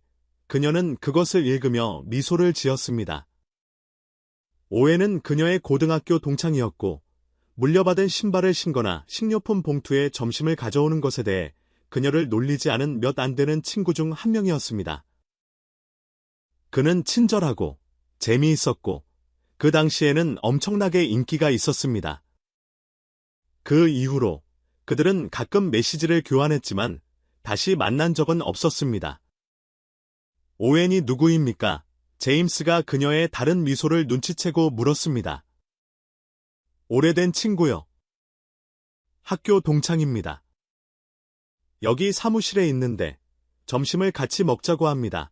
제임스는 시계를 쳐다본 다음 다시 라일라를 쳐다보았습니다. 점심이요. 네, 그냥 오랜 친구들이 만나서 이야기 나누는 겁니다. 평범한 사람들은 그렇게 합니다. 이 점심은 얼마나 걸립니까? 왜요? 시간을 재실 건가요? 그냥 궁금해서요. 긴장하세요. 당신이 분기별 보고서를 끝내기 전에 돌아올게요. 그건 너무 빠를 겁니다. 그럼 제가 디저트를 가지고 돌아올게요. 오웬이 로비에서 그녀를 기다리고 있었습니다. 그는 그녀가 기억하는 것보다 훨씬 키가 컸고 잘 맞는 정장을 입고 평소에 편안한 미소를 짓고 있었습니다. 나일라, 그가 팔을 벌리며 말했습니다. 그녀는 그를 안아주었습니다. 오웬, 당신은 어떻게 더 멋있어 보이고 저는 더 늦어 보일 수 있. 당신은 멋있어 보이고 여전히 그 똑같은 에너지를 가지고 있네요. 만나서 정말 좋습니다. 두 사람은 두 블록 떨어진 식당으로 걸어갔습니다. 그들은 학교, 지난 세월, 그리고 그가 이제 교육기술 분야에서 빠르게 성장하는 스타트업을 운영하고 있는 방식에 대해 이야기했습니다. 그리고 당신은요? 그가 물었습니다. 카터 코퍼레이션에 있다고 들었습니다. 어떻게 된 일이에요? 나일라는 웃었습니다. 긴 이야기죠. 잘못된 건물, 잘못된 면접, 그리고 매우 비전통적인 CEO가 제안한 비서 직책이 포함됩니다. 로맨틱 코미디의 시작 같네요. 코미디로 남아있기를 바랍니다. 너무 많은 로맨스는 복잡할 수 있으니까요. 오웬은 미소를 지었습니다. 그리고 이 CEO는요? 당신의 직속 상사인가요? 제임스 카터요. 그 사람 맞습니다. 들어봤어요. 집중력이 강하고 사적이며 효율적이죠. 사람들은 그가 방해를 참지 못한다고 말하더군요. 그런데도 그가 저를 고용했습니다. 상상해 보세요. 어쩌면 그는 다른 사람들이 보지 못하는 것을 당신에게서 보는 걸 수도 있죠. 그녀는 살짝 붉어졌고 화제를 바꿨습니다. 사무실로 돌아와 나일라는 제임스가 자신의 책상 앞에 서 있는 것을 발견했습니다. 제 시간에 돌아왔군요. 인상적입니다. 제가 그리웠나요? 저는 시간 엄수를 모니터링하고 있었습니다. 오웬 씨가 당신을 불편하게 합니까? 아닙니다. 왜 그래야 하죠? 왜냐하면 당신의 눈썹이 평소보다 더 긴장되어 있기 때문입니다. 어쩌면 그냥 집중 때문일 수도 있죠. 아니면 질투일 수도 있습니다. 제임스가 조금 더 가까이 다가섰습니다. 나일라 씨, 이것은 단지 계약일 뿐입니다. 그녀는 미소를 지었지만 대답하지 않았습니다. 하루가 끝날 무렵, 제임스는 여전히 불안해했습니다. 그가 압박감 속에서 인정하지는 않았겠지만 닐라가 오웬에 대해 이야기하는 방식은 그가 인정하고 싶었던 것보다 더 그를 괴롭혔다. 한편 닐라는 헤드폰을 낀 채 컴퓨터로 무언가를 타이핑하고 있었다. 제임스가 그녀의 책상 모서리를 톡톡 두드려 주의를 끌었다. 오늘 밤 저녁 먹으러 나갈 거야. 네. 저녁이요. 밖에서요. 레스토랑, 웨이터, 은은한 조명, 회사 카드. 명령이야. 아니면 초대해. 역할의 일부야. 우리는 가끔 대중에게 보여야 해. 연기의 일부라고. 그녀가 미소 지었다. 알겠어요. 파란 드레스를 입을게요. 할머니가 좋아하실 만한 걸로. 제임스가 고른 레스토랑은 우아했지만 차분했다. 부드러운 조명과 연주 음악. 닐라는 모든 것이 서서히 변하기 시작하는 영화 속에 있는 듯한 기분이었다. 저녁 식사 중에 그녀가 말했다. 점심 이후로 좀 달라지셨어요. 뭐가 달라졌지? 더 조용해졌어요. 덜 비꼬는 것 같고. 거의 명상하는 것 같달까. 그녀가 웃었다. 감정을 소화 중이라고 인정하는 거에 내 배가 책임감의 무게를 느낀다는 거야. 오웬을 봤을 때 당신이 뭔가를 느낀 것 같던데요. 제임스는 그녀에게서 눈을 떼지 않았다. 그리고 당신은 그를 봤을 때 뭘 느꼈지? 닐라는 잠시 조용했다. 향수요. 그는 학교 다닐 때 저한테 친절했던 몇 안 되는 사람 중 한 명이었어요. 하지만 솔직히 말해서 그는 당신만큼 저를 웃게 하진 않았어요. 제임스는 그 대답을 예상하지 못했다. 그리고 잠시 동안 어떻게 대답해야 할지 몰랐다. 방금 날 칭찬한 거야. 기억해 두시는 게 좋을 거예요. 매일 일어나는 일은 아닐 테니까. 알겠어. 집으로 돌아오는 길, 엘리베이터를 타면서 닐라는 팔짱을 낀 채 벽에 기대었다. 있잖아요. 당신은 질투할 때 이상하게 행동해요. 난 질투하지 않았어. 물론 아니죠. 그냥 평소보다 3배는 더 퉁명스럽게 대답했고 내 관심을 사려고 하는 것처럼 갑작스러운 저녁 식사를 제안했을 뿐인데 제임스는 그녀를 쳐다봤다. 당신은 사람을 읽는데 정말 능숙하군. 자기 감정을 숨기려고 열심히 노력하는 사람만 읽어요.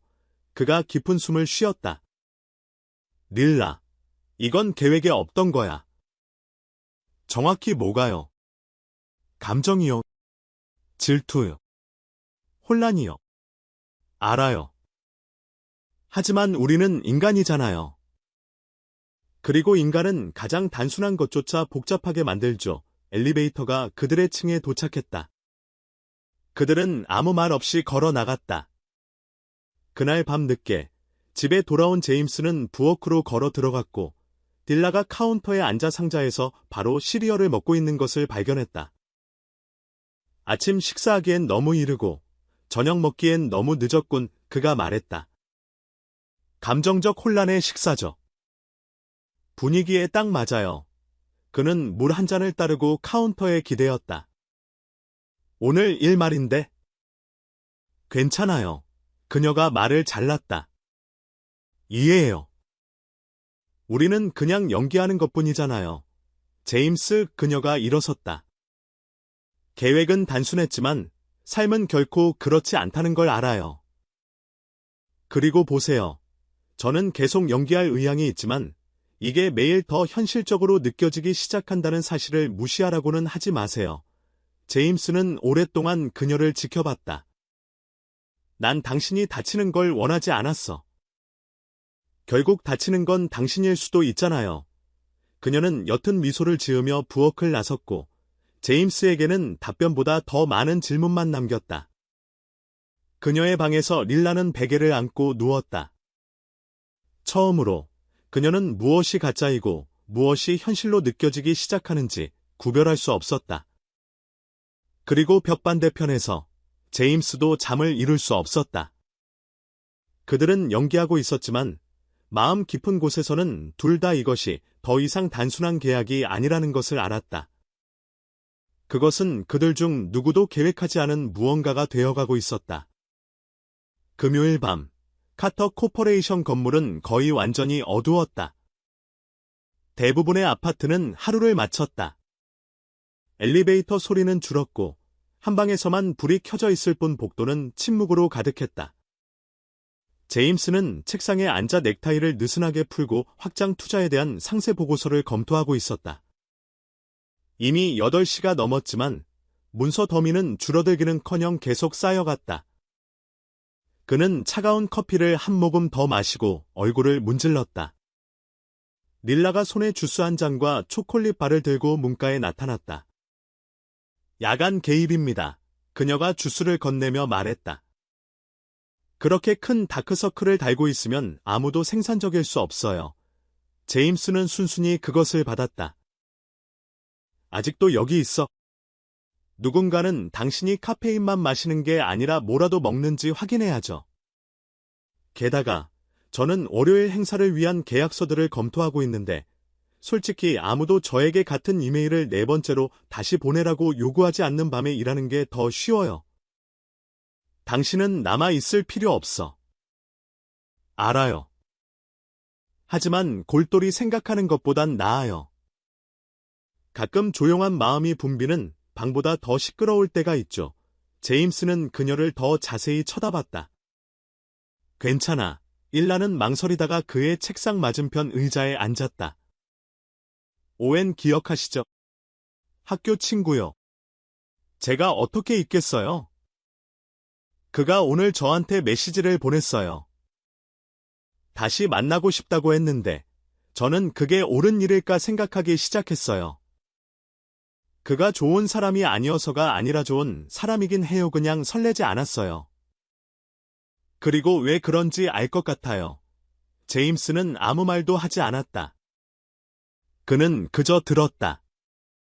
우리 사이에 있는 이 말도 안 되는 계약이 제가 생각하는 것보다 더 큰 영향을 미치고 있어요. 저는 당신 주변에서 느끼는 감정을 그냥 무시할 수가 없어요. 방은 잠시 침묵에 잠겼다.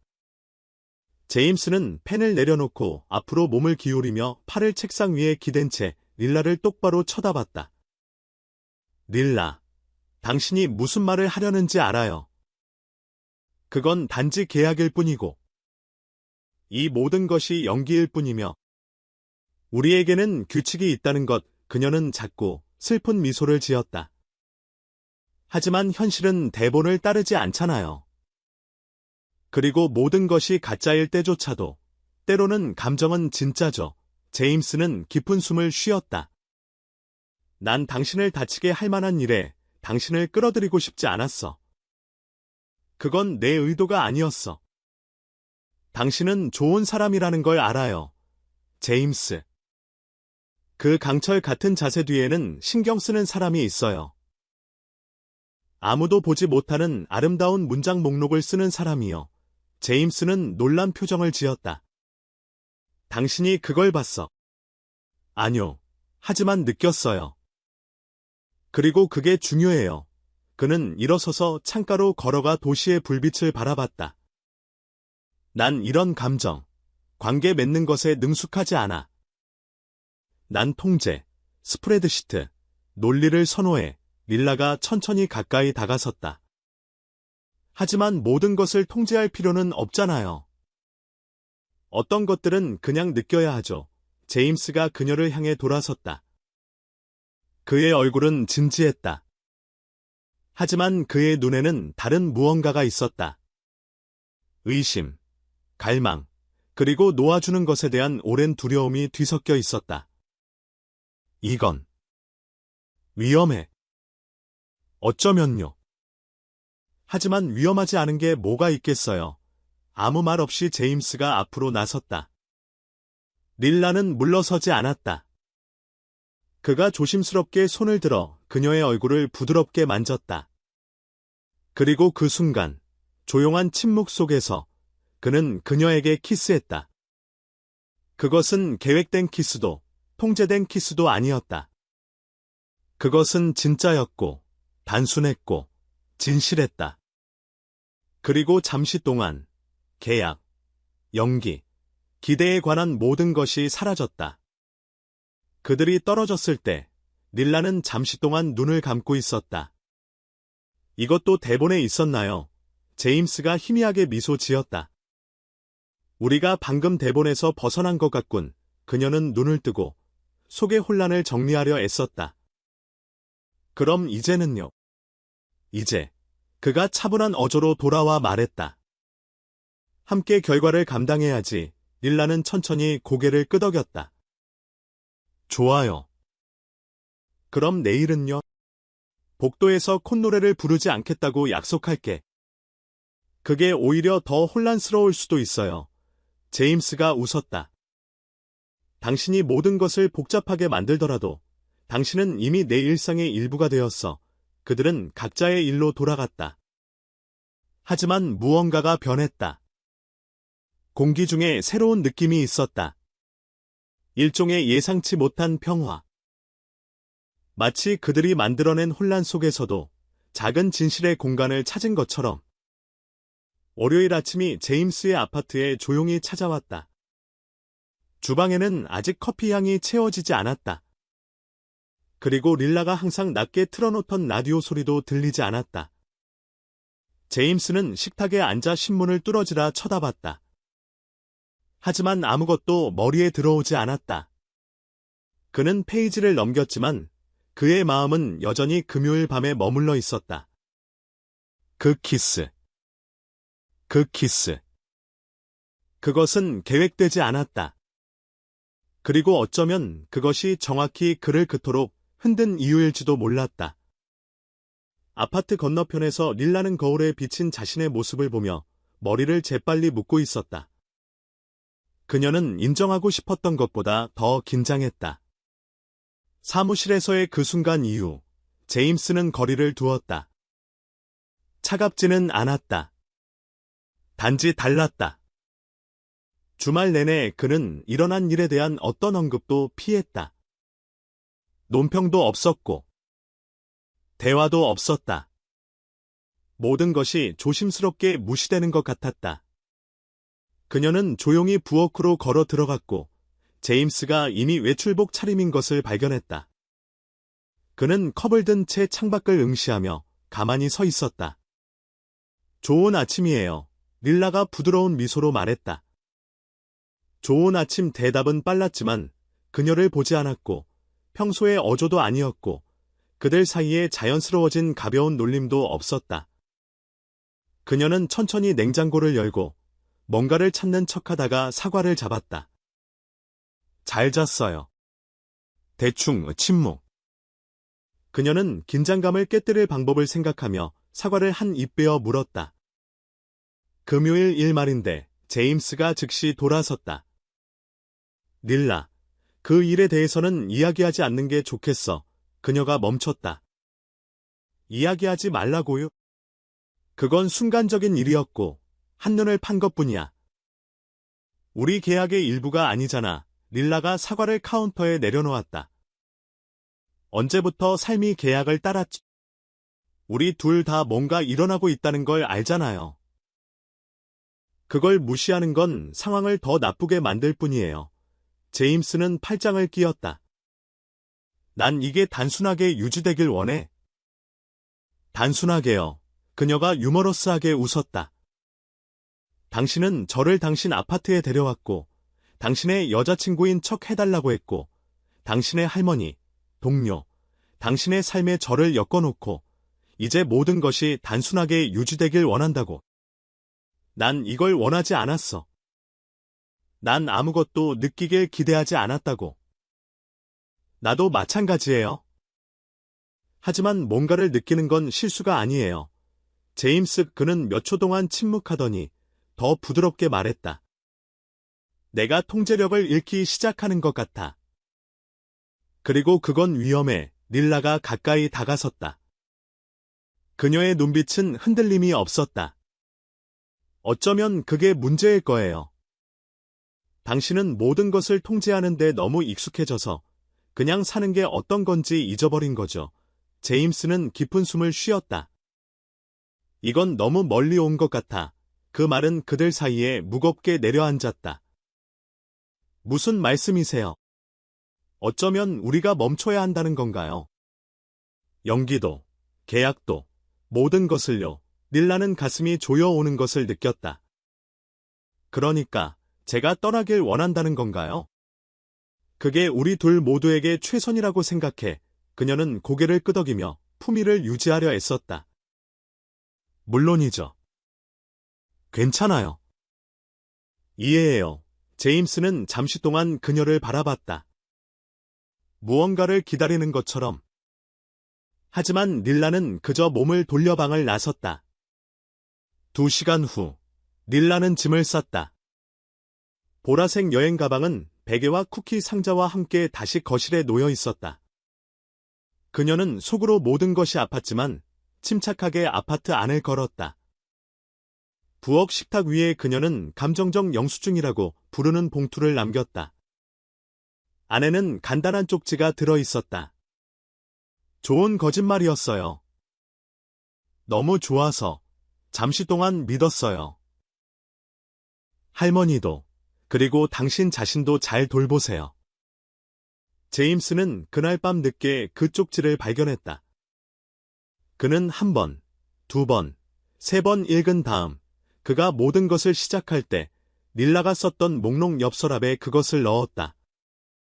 다음 며칠은 느리게 흘러갔다. 닐라는 그녀의 작은 아파트로 돌아와 카터 코퍼레이션의 밝은 복도와는 거리가 먼 소박한 일상으로 복귀했다. 그녀는 계속 일했지만 이제는 원격으로였다. 제임스는 그녀를 해고하지 않았지만 무뚝뚝하고 차가운 이메일과 메시지를 보냈고 그녀 역시 가까워지려는 시도를 피했다. 조용해 보인다. 토요일 점심 식사 중에 그녀의 친구 노라가 말했다. 그냥 머리를 정리하려고 노력 중이야. 그건 이름이 있어. 닐라. 실망이라고 불리지. 실망이 아니었어. 환상이었지. 문제는 너무 현실적으로 느껴졌다는 거야. 노라가 그녀의 손을 잡았다. 어쩌면 현실이었을 수도 있지. 하지만 가끔 사람들은 자신이 느끼는 감정을 다루는 방법을 모를 뿐이야. 닐라는 슬픈 미소를 지었다. 그리고 가끔은 아예 느끼지 않기를 선호하기도 하죠. 카터 코퍼레이션에서 제임스는 평소의 일상을 유지했지만 그는 달랐다. 평소보다 더 조용하고 더 진지했다. 소피아가 먼저 눈치챘고 다른 사람들도 마찬가지였다. 그는 점심 초대를 거절했고 회의를 일찍 끝냈으며 닐라에 대한 어떤 언급도 피했다. 하지만 그의 서랍 속에는 그녀의 쪽지들이 손대지 않은 채 남아 있었다. 금요일에 에블린이 전화했다. 닐라랑은 어떻게 돼가니? 제임스가 망설였다. 끝났어요. 이수하기 너머는 침묵이었다. 내가 분기별 숫자에 대해 이야기하는 것과 똑같은 차가운 어조로 말하는구나. 제임스. 그게 최선이었어요. 누구에게? 제임스는 할 말이 없었다. 내가 뭘 그리워하는지 아니, 제임스. 내가 어렸을 때 장난감이 부서져서 울었을 때 넌 정말로 울었지. 부끄러워하지 않고. 이제 넌 내 안의 모든 것을 부수고는 그냥 조용해지는구나. 제임스는 마른 침을 삼켰다. 가봐야겠어요. 할머니. 물론이지. 하지만 내가 뭘 잃고 있는지 생각해보렴. 그리고 내 자신을 위해서가 아니라면 닐라를 생각해. 걔는 너와 함께 있을 때 살아있는 것처럼 보였단다. 그리고 너는 걔와 함께 있을 때 인간처럼 보였어. 그날 밤, 제임스는 아파트에 혼자 앉아 있었다. 같은 소파, 같은 조명, 같은 물건들. 하지만 무언가가 빠져 있었다. 소리. 미소. 말도 안 되는 농담과 단순한 진실로 침묵을 채우곤 했던 목소리. 그는 휴대전화를 여러 번 쳐다봤다. 문자를 입력했다. 지웠다. 다시 썼다. 포기했다. 처음으로 모든 것을 통제하던 남자는 부서진 것을 고치는 방법을 몰랐다. 그리고 처음으로 닐라는 그들이 만들었던 것이 비록 거짓말로 시작했을지라도 마음속 깊은 곳에서는 그녀가 느껴본 가장 진실한 것이 아니었을까 궁금해했다.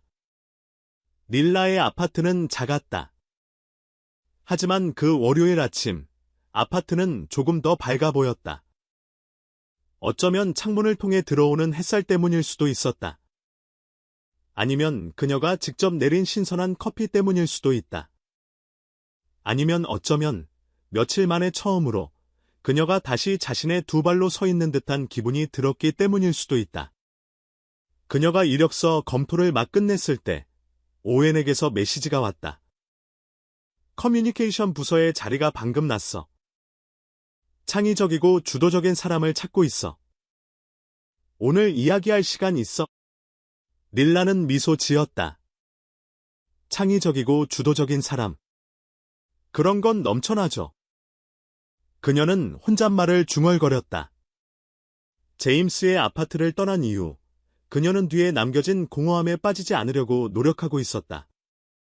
그래. 여전히 아팠다. 그래.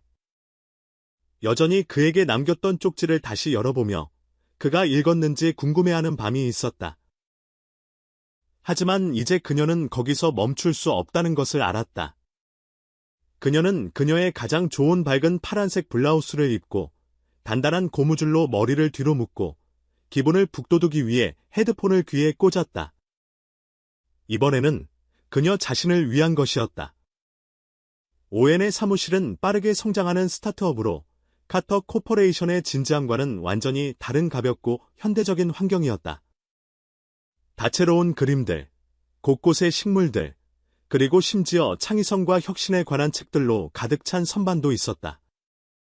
오웬이 따뜻한 포옹으로 그녀를 맞이했다. 와줘서 기뻐. 분위기 전환이 필요했어요. 그리고 여기 에너지가 달라요. 그건 우리가 목적을 가지고 일하기 때문이야. 우리는 틀 밖에서 생각하는 사람들을 원해. 그리고 릴라, 넌 한 번도 그 안에 있어 본 적이 없잖아. 그녀는 칭찬에 놀라 웃었다. 그게 좋은 건가요? 필수적이지. 그들은 거의 1시간 동안 이야기했다. 오웬은 진행 중인 프로젝트, 분야의 도전 과제, 그리고 특히 그녀가 커뮤니케이션 및 소셜 캠페인에서 어떻게 신선한 아이디어를 기여할 수 있는지 설명했다. 난 당신에게 수습 기회, 진짜 기회를 제안하는 거야. 연기 같은 건 없어. 받아들이겠어. 닐라는 자신감 있게 손을 내밀었다. 받아들일게요. 다음 몇 주 동안 닐라는 새로운 직장에 몰두했다. 그녀는 콘텐츠를 만들고 캠페인을 조직하고 회의를 주도했다. 그녀의 에너지는 전염성이 있었다. 처음으로 그녀는 진정으로 경청되었다. 그녀의 아이디어는 진지하게 받아들여졌다. 어느 날 모두에게 칭찬받는 발표를 마친 후 그녀는 손에 아이스크림을 들고 인도를 걷다가 상점 진열장 앞에서 멈춰 섰다. 안에서는 TV가 카터 코퍼레이션이 주최한 자선 행사를 보도하고 있었다. 제임스가 한 무리의 임원들 옆에 나타났는데 여느 때처럼 진지했지만 공허해 보였다. 닐라는 잠시 서 있다가 아이스크림을 한 입 베어 물고 계속 걸었다. 이제 됐다. 삶은 계속된다. 한편 제임스는 닐라의 부재를 잘 견디지 못하고 있었다. 아파트는 실제보다 더 크게 느껴졌다. 소파는 더 딱딱했고 침묵은 더 무거웠다. 직장에서는 효율성을 유지했다. 하지만 무언가가 변했다. 소피아가 먼저 알아차렸다. 일정을 재조정해드릴까요? 카터 씨. 어느 날 아침 그녀가 물었다. 이미 정리되어 있나요? 네. 그럼 바꿀 필요 없어요. 하지만 당신은 15분 동안 같은 회의를 쳐다보고 계셨잖아요. 그리고 그건 어제 회의였어요. 제임스가 태블릿을 닫았다. 그냥 정신이 좀 팔렸어. 당신이 정신이 팔리는 게 언제부터였죠? 그는 대답하지 않았다. 그날 오후, 그는 릴라의 책상이 있던 곳을 지나쳤다. 그곳은 비어 있었다. 포스트잇도, 커피 머그잔도 없었다. 웃음소리도 없었다. 그는 가슴이 조여오는 것을 느꼈다. 마치 그의 일상 중 일부가 예고 없이 찢겨 나간 것 같았다.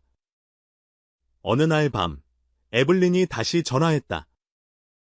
너한테는 희망이 없는 것 같구나.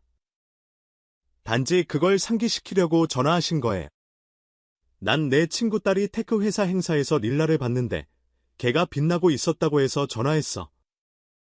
그리고 내가 뭘 생각했는지 아니? 뭔데요? 내가 바보라고 생각했어. 넌 자기만의 빛을 가진 여자를 놓쳤고 이제 걔는 다른 곳을 밝히고 있잖니? 축하한다. 제임스는 침묵 속에 전화를 들고 있었다. 저를 불편하게 만들려고 전화하신 거예요. 가끔 정말 중요한 것을 되찾으려면 내가 한 번도 해보지 않은 일을 해야 한다는 것을 상기시켜 주려고 전화했단다. 내 방어를 낮추는 것 말이야. 저는 제가 옳다고 생각한 대로 행동했어요. 그럼 네가 느끼는 대로 행동하기 시작하렴. 그녀는 작별 인사도 없이 전화를 끊었다. 그 주가 끝날 무렵 릴라에게 예상치 못한 초대가 왔다. 공개 패널 자리까지 있는 특별 캠페인 프로젝트였다. 그녀가 공식팀 대표로서 청중에게 연설하는 것은 이번이 처음일 것이었고 그녀는 망설임 없이 수락했다. 행사가 있는 날, 그녀는 밝은 블레이저와 검은 바지를 입었고 그녀의 조용한 반짝임과 어울리는 단순한 목걸이를 걸었다. 오웬이 자랑스럽게 그녀 옆을 걸었다. 떨려, 그가 물었다. 조금요. 하지만 설레기도 해요. 저 자신을 위해 중요한 일을 하는 거니까요. 그리고 당신 정말 아름다워 보여요. 그녀는 부드러운 미소로 그에게 고마움을 표했다. 고마워요. 오웬, 방 건너편에서 제임스 카터가 멀리서 지켜봤다. 뒷줄에 앉아. 그는 예고 없이 도착했다. 동료로부터 패널에 대해 들었고 무언가가 그를 오도록 밀어붙였다. 그는 자신의 눈으로 그것을 보고 싶었다. 그리고 거기에 그녀가 있었다. 빛나고 자신감 있고 독립적인 모습이었다. 그녀가 공감하는 소통과 사람들의 말에 진정으로 귀 기울이는 것의 영향에 대해 연설했을 때 제임스는 자부심과 후회가 뒤섞인 감정을 느꼈다. 행사 후에도 그는 거리를 유지했다. 그녀의 연설이 끝날 때까지 머물렀고 그녀가 그를 보기 전에 떠났다. 하지만 그날 밤 그는 책상 서랍을 열고 릴라의 모든 쪽지, 모든 메시지를 다시 읽었다. 마치 다음 단계를 밟을 힘을 찾는 것처럼. 다음 날 아침 릴라가 새 사무실에 도착했을 때 책상 위에 봉투 하나가 놓여 있는 것을 발견했다. 안에는 그녀가 너무나 잘 아는 필체로 쓰인 쪽지 하나만 있었다. 어떤 사람들은 너무 오랫동안 어둠 속에 머문 후에야 빛의 가치를 깨닫습니다. 내 삶의 빛을 가져다줘서 고마워요. 이제 내 길을 스스로 밝히는 법을 배우고 있지만 언젠가 당신이 그 빛을 나누고 싶다면 나는 여기 있을 겁니다. 그녀는 그것을 읽고 다시 읽고 의자에 앉았다. 그리고 나서 계약이 끝난 이후 처음으로 그녀는 진심으로 미소 지었다. 그것은 단지 시작일 뿐이었지만 그녀는 자신이 돌아왔고 이전보다 더 강해졌다는 것을 알았다. 챕터 12 제목 없음. 제임스는 오전 8시가 조금 넘어서 에블린의 메시지를 받았다. 나 몸이 안 좋아. 와줄 수 있니? 심각해. 그는 망설임 없이 첫 회의를 취소하고 할머니 댁으로 차를 몰았다. 가는 길에 그는 계속 조여오는 속의 매듭을 진정시키려 노력했다. 에블린은 무언가가 심각하다고 말하는 경우가 거의 없었고, 그럴 때조차 그것은 그녀의 건강과는 거의 관련이 없었다. 그가 도착했을 때, 그는 심장이 두근거리는 채로 집 앞에 주차했다.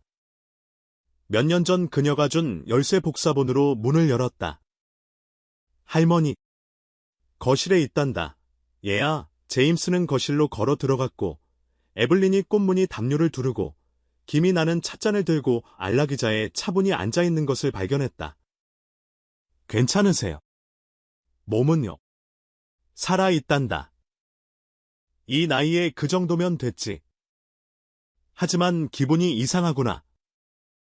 뭔가 예감이 들어 제임스가 눈살을 찌푸렸다. 메시지에는 심각하다고 하셨잖아요. 심각하단다. 외로움도 심각하니까. 하지만 걱정 마라.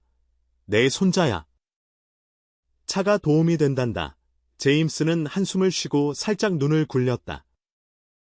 할머니, 그가 더 말하기도 전에 초인종이 울렸다. 그는 놀라서 돌아섰다. 누구 부르셨어요? 나 대신 문 좀 열어주겠니? 얘야. 제임스가 문을 열었을 때 닐라가 서 있었다. 그녀는 가방을 들고 있었고 혼란스러워 보이면서도 조심스러워 보였다. 닐라. 안녕하세요. 제임스. 저 할머니한테서 메시지를 받았어요. 저를 필요로 하신다고 해서요? 심각한 일인 줄 알았어요. 제임스가 천천히 에블린에게 돌아섰다. 두 사람 모두에게 메시지를 보내셨어요. 에블린은 체스게임에서 이긴 것처럼 미소 지었다. 너희 둘이 와줘서 정말 기쁘구나. 나 정말 도움이 필요했단다. 정확히 어떤 도움이? 내 방에 문제가 있단다. 설명하기엔 너무 이상한데 너희 둘이 좀 봐줄 수 있겠니? 제임스가 망설였다. 릴라도 마찬가지였다. 급한 일인가요? 그녀가 물었다. 물론이지. 뭔가가 숨어 있을지도 모른다는 생각 때문에 잠을 못 자겠구나. 릴라가 제임스에게 의심스러운 눈빛을 보냈고 그는 어깨를 으쓱했다. 빨리 해결합시다. 에블린의 침실은 넓고 깔끔했으며 은은한 라벤더 향이 났다. 아무것도 제자리를 벗어난 것 같지 않았다. 그래서 여기서 뭐가 이상하다는 거예요. 제임스가 팔짱을 낀 채 물었다. 저기 옷장 근처 모퉁이 말이다. 지난밤에 소리가 들린 것 같아. 릴라가 주위를 둘러보며 벽 쪽으로 걸어갔다. 여긴 아무것도 없어요. 모든 게 괜찮아 보여요. 할머니, 제임스가 덧붙였다. 정말이니? 다시 봐봐. 서랍장 근처도 그들이 둘 다 방의 다른 쪽을 보려고 돌아섰을 때 큰 딸깍 소리가 들렸다. 문이 쾅 닫혔다. 할머니, 제임스가 소리쳤다. 밖에서 에블린의 목소리가 명확하게 들려왔다. 이런. 자물쇠가 걸렸나 보구나. 제임스는 문으로 달려가 손잡이를 돌렸다. 소용없었다. 할머니, 저희를 가두신 거에. 아니, 자물쇠가 좀 까다로웠잖니. 또 끼었나 봐가 하지만 걱정 마라. 자물쇠 수리공이 내일 아침에 올 거야. 그냥 거기서 자렴. 매트리스는 편하단다. 에블린, 릴라가 기가 막혀 말했다. 잘 자거라. 얘들아, 노부인은 급하게 도움을 요청했던 사람치고는 너무나 쾌활하게 말했다. 제임스는 잠시 이마를 문에 기대었다. 우리가 속았어. 아주 스타일리시하게요. 릴라가 덧붙였다. 방은 너무 조용했다. 릴라는 침대 끝에 앉아 주위를 둘러봤다. 적어도 베개는 있네요. 그리고 침대는 하나뿐이지. 당신은 바닥에서 자도 돼. 물론이죠. 할머니를 믿은 벌이죠. 아니, 회복차 방문이라고 생각하고 쿠키를 가져온 내 벌이지. 계속 웃어보세요. 하지만 제 허리는 국보급이라고요. 릴라는 침대에 누워 긴장을 풀려고 노력했다. 할머니가 이 모든 걸 계획했다고 생각하세요. 의심할 여지가 없지. 왜요? 우리가 숨기려고 했던 것을 보셨고, 우리가 스스로 알아낼 때까지 기다리는데 지치신 거지. 그래서 저희를 방에 가두는 게 모든 걸 해결할 거라고 생각하셨군요. 어쩌면 할머니는 우리에게 부족했던 것이 침묵과 가까이 있는 것이라는 걸 아셨을지도 모르지. 릴라가 벽을 향해 돌아누웠다. 보고 싶었어요. 제임스가 놀라서 베개에서 고개를 들었다. 모든 일 후에도요? 그럼에도 불구하고요. 침묵. 나도 보고 싶었어. 매일. 하지만 난 두려웠어. 느끼는 것이 두려웠고, 통제력을 잃는 것이 두려웠고, 다치는 것이 두려웠어. 저도 두려웠어요. 하지만 떨어져 있는 게 훨씬 더 나빴어요. 제임스가 잠시 더 조용히 있었다. 릴라, 내가. 지금 다 말할 필요는 없어요. 그냥 아직도 시도해보고 싶은지 말해주세요. 무엇보다도요, 릴라가 어둠 속에서 미소 지었다. 그럼 시도해봐요. 하지만 이번에는 도망치는 것보다 대화를 더 많이 하는 걸로요. 그리고 계약은 없어요. 절대적으로 한밤중, 방은 완전히 침묵했다. 제임스는 바닥에서 뒤척이며 조용히 중얼거렸다. 릴라, 카페투이 이겼어. 침대를 같이 써도 될까? 제 쪽만, 베개 경계선을 넘지 않는 한이요. 약속할게. 그가 일어났다. 조심스럽게 침대 가장자리에 누웠다. 그리고 담요 한쪽 끝을 덮었다. 몇 분 후, 그들은 동시에 숨 쉬고 있었다. 그들 사이의 거리는 존중되었지만 결국에는 더 이상 존중되지 않았다. 밤 동안 제임스는 살짝 중앙으로 움직였다. 깊이 잠든 릴라도 움직였다. 해가 창문을 통해 비추기 시작할 때 그들은 나란히 누워 있었다. 어깨를 맞댄 채 마치 그들 사이에 아무 일도 없었던 것처럼. 부드러운 아침 햇살이 방을 채웠을 때 에블린이 문을 노크했다. 좋은 아침이다. 너희 둘 다 아직 살아있니? 에임스가 먼저 잠에서 깼다. 릴라는 여전히 잠들어 있었다. 그녀의 얼굴은 평화로웠다. 아직 살아있어요. 할머니, 그가 부드럽게 대답했다. 자물쇠가 이제 더 잘 작동하는 것 같구나. 기적이죠. 그렇지. 기적이거나 아니면 계획이거나. 둘 다요. 밖에서 에블린이 미소 지었다. 있잖니. 가끔 사랑은 약간의 밀어붙임이 필요하단다. 아니면 잘 놓인 자물쇠나. 릴라가 천천히 눈을 뜨고 말했다. 좋은 아침이에요. 내 사랑. 제임스가 그녀를 바라봤다. 그녀의 손을 잡았다. 그리고 그녀의 손가락 끝에 키스했다. 좋은 아침이야. 릴라는 여전히 반쯤 잠든 채 미소 지었다. 문밖에서 에블린이 다시 미소 지으며 말했다. 좋은 계획만큼 좋은 건 없지. 이제 난 평화롭게 커피를 마실 수 있겠구나. 챕터 13. 제목 없음. 에블린이 제임스와 릴라를 방에 실수로 가둔 밤 이후 3주가 흘렀다. 그 이후로 그들 사이의 모든 것은 더 가볍고 더 진실한 리듬을 띠게 되었다. 가면도 없었다. 계약도 없었다. 그저 같은 속도로 움직이는 법을 배우는 두 심장뿐이었다. 때때로 휘청거리기도 했지만 그럴 때마다 늘 웃었다.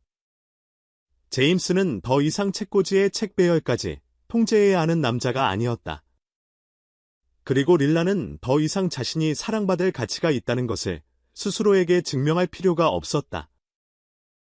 그들은 가장 진실한 감정이 항상 논리를 따르는 것은 아니지만 항상 이치에 맞는다는 것을 경험을 통해 배웠다. 그 토요일 아침, 해가 맨해튼 위로 빛나고 있었고 가벼운 바람이 제임스의 아파트 이제는 딜라의 것이기도 한 아니면 그녀가 부르기를 좋아하는 대로 난장판 경향이 있는 우리의 중립지대 커튼과 놀고 있었다. 제임스는 거의 수술적인 정밀함으로 과일을 썰고 있었다. 릴라가 들어왔을 때 그녀의 머리는 느슨한 상투머리로 묶여 있었고 평소처럼 그의 티셔츠 중 하나를 입고 있었다. 칼 다루는 당신을 보는 게 좋아요. 당신 이미지에 위험한 매력을 더하죠. 그녀가 말했고 그릇에서 딸기 하나를 집어 들었다. 그리고 난 당신이 내 티셔츠를 입고 있는 걸 보는 게 좋아. 비록 그중 절반을 다시는 못 찾을 수도 있겠지만 그것들은 이제 우리의 기념품이죠. 감정적인 가치가 극도로 높은 물건이에요. 제임스가 웃었고 잠시 침묵하며 그녀를 바라봤다. 당신이 여기 있을 때 아파트가 더 넓게 느껴진다는 걸 알아챘나요? 그게 칭찬인가요? 시적인 관찰이었지. 받아들일게요. 하지만 배고프니까요. 아침 식사 후 제임스가 몇 분 동안 사라졌다. 릴라는 이상하게 생각했지만 걱정하지 않았다. 그녀가 자원봉사 프로젝트에 대한 이메일을 마무리하고 있을 때 그가 발코니에서 그녀를 불렀다. 릴라. 그녀는 약간의 의심을 품고 다가갔다. 뭔데요? 그녀가 발코니로 나섰을 때 흰색 천으로 덮인 작은 테이블을 보았다. 중앙에는 금색 리본이 달린 파란 상자가 있었다. 그 주변에는 엘리베이터에서, 투자자들과의 저녁 식사에서, 에블린의 집에서, 심지어 그녀가 자신의 것이 아닌 명찰을 달고 회사에 처음 들어섰을 때의 사진까지 그들 둘의 사진들이 놓여 있었다. 이게 뭐예요? 대화이자 어쩌면 계획이야. 제임스가 그녀에게 의자를 빼주고 그녀 옆에 앉았다. 당신이 처음 내 사무실로 걸어 들어왔을 때 난 그저 실수라고 생각했어. 그리고 실수였지. 하지만 그건 내게 일어난 가장 멋진 실수였어. 당신은 내 일상을 뒤흔들고 나에게 도전했고 나를 웃게 했고 내가 모든 것을 통제할 수 있다고 생각했을 때 당신은 나에게 누군가를 사랑한다는 것은 기꺼이 통제권을 놓는 것을 의미한다는 것을 보여주었어.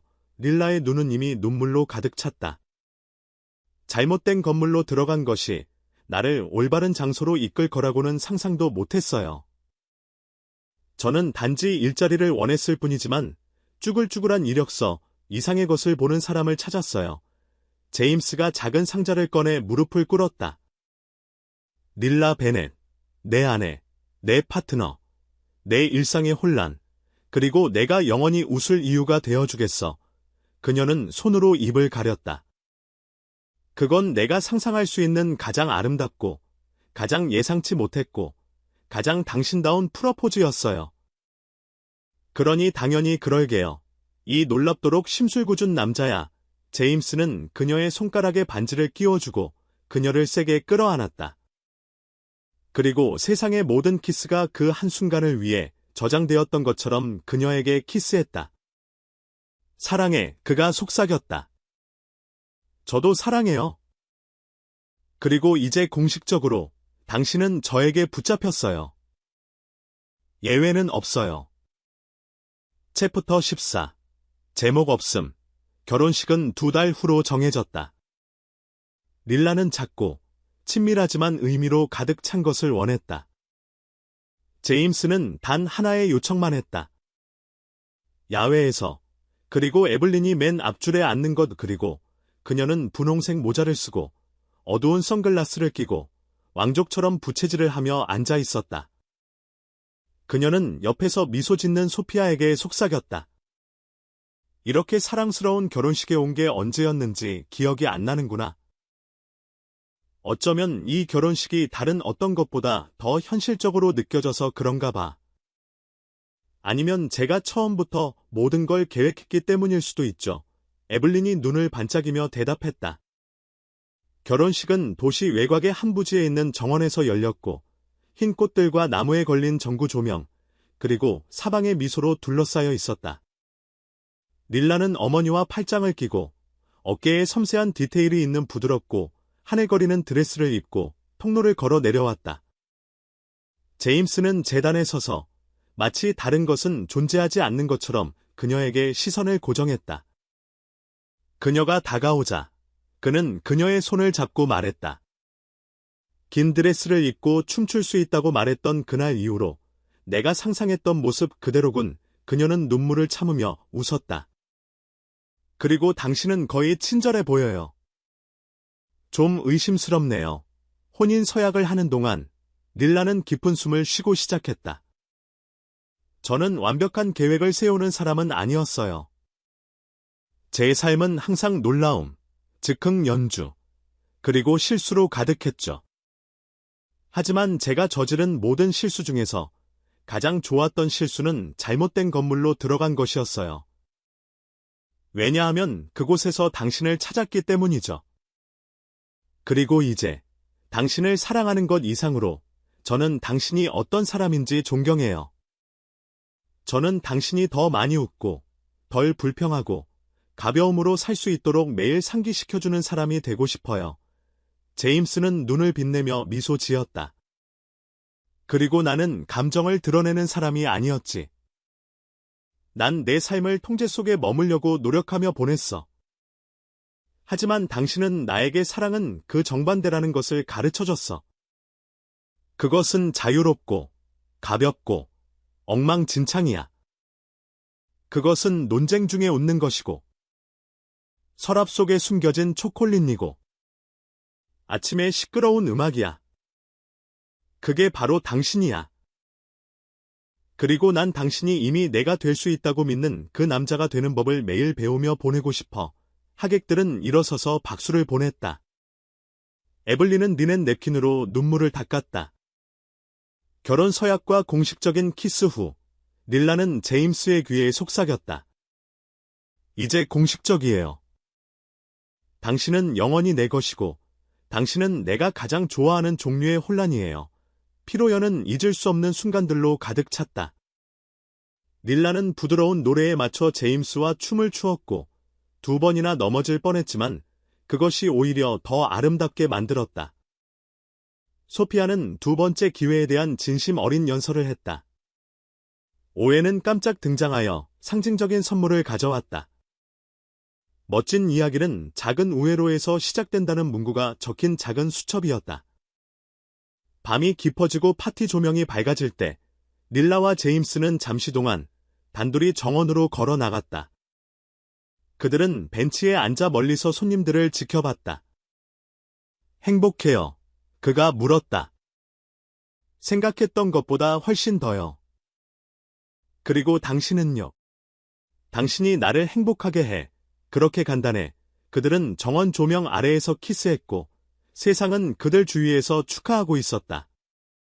하지만 그들의 마음속에는 침묵, 평화, 그리고 그들이 있어야 할 바로 그곳에 있다는 확신이 있었다. 릴라와 제임스의 이야기에 대해 어떻게 생각하세요? 댓글로 0점부터 10점까지 알려주세요. 이 이야기에 몇 점을 주시겠어요?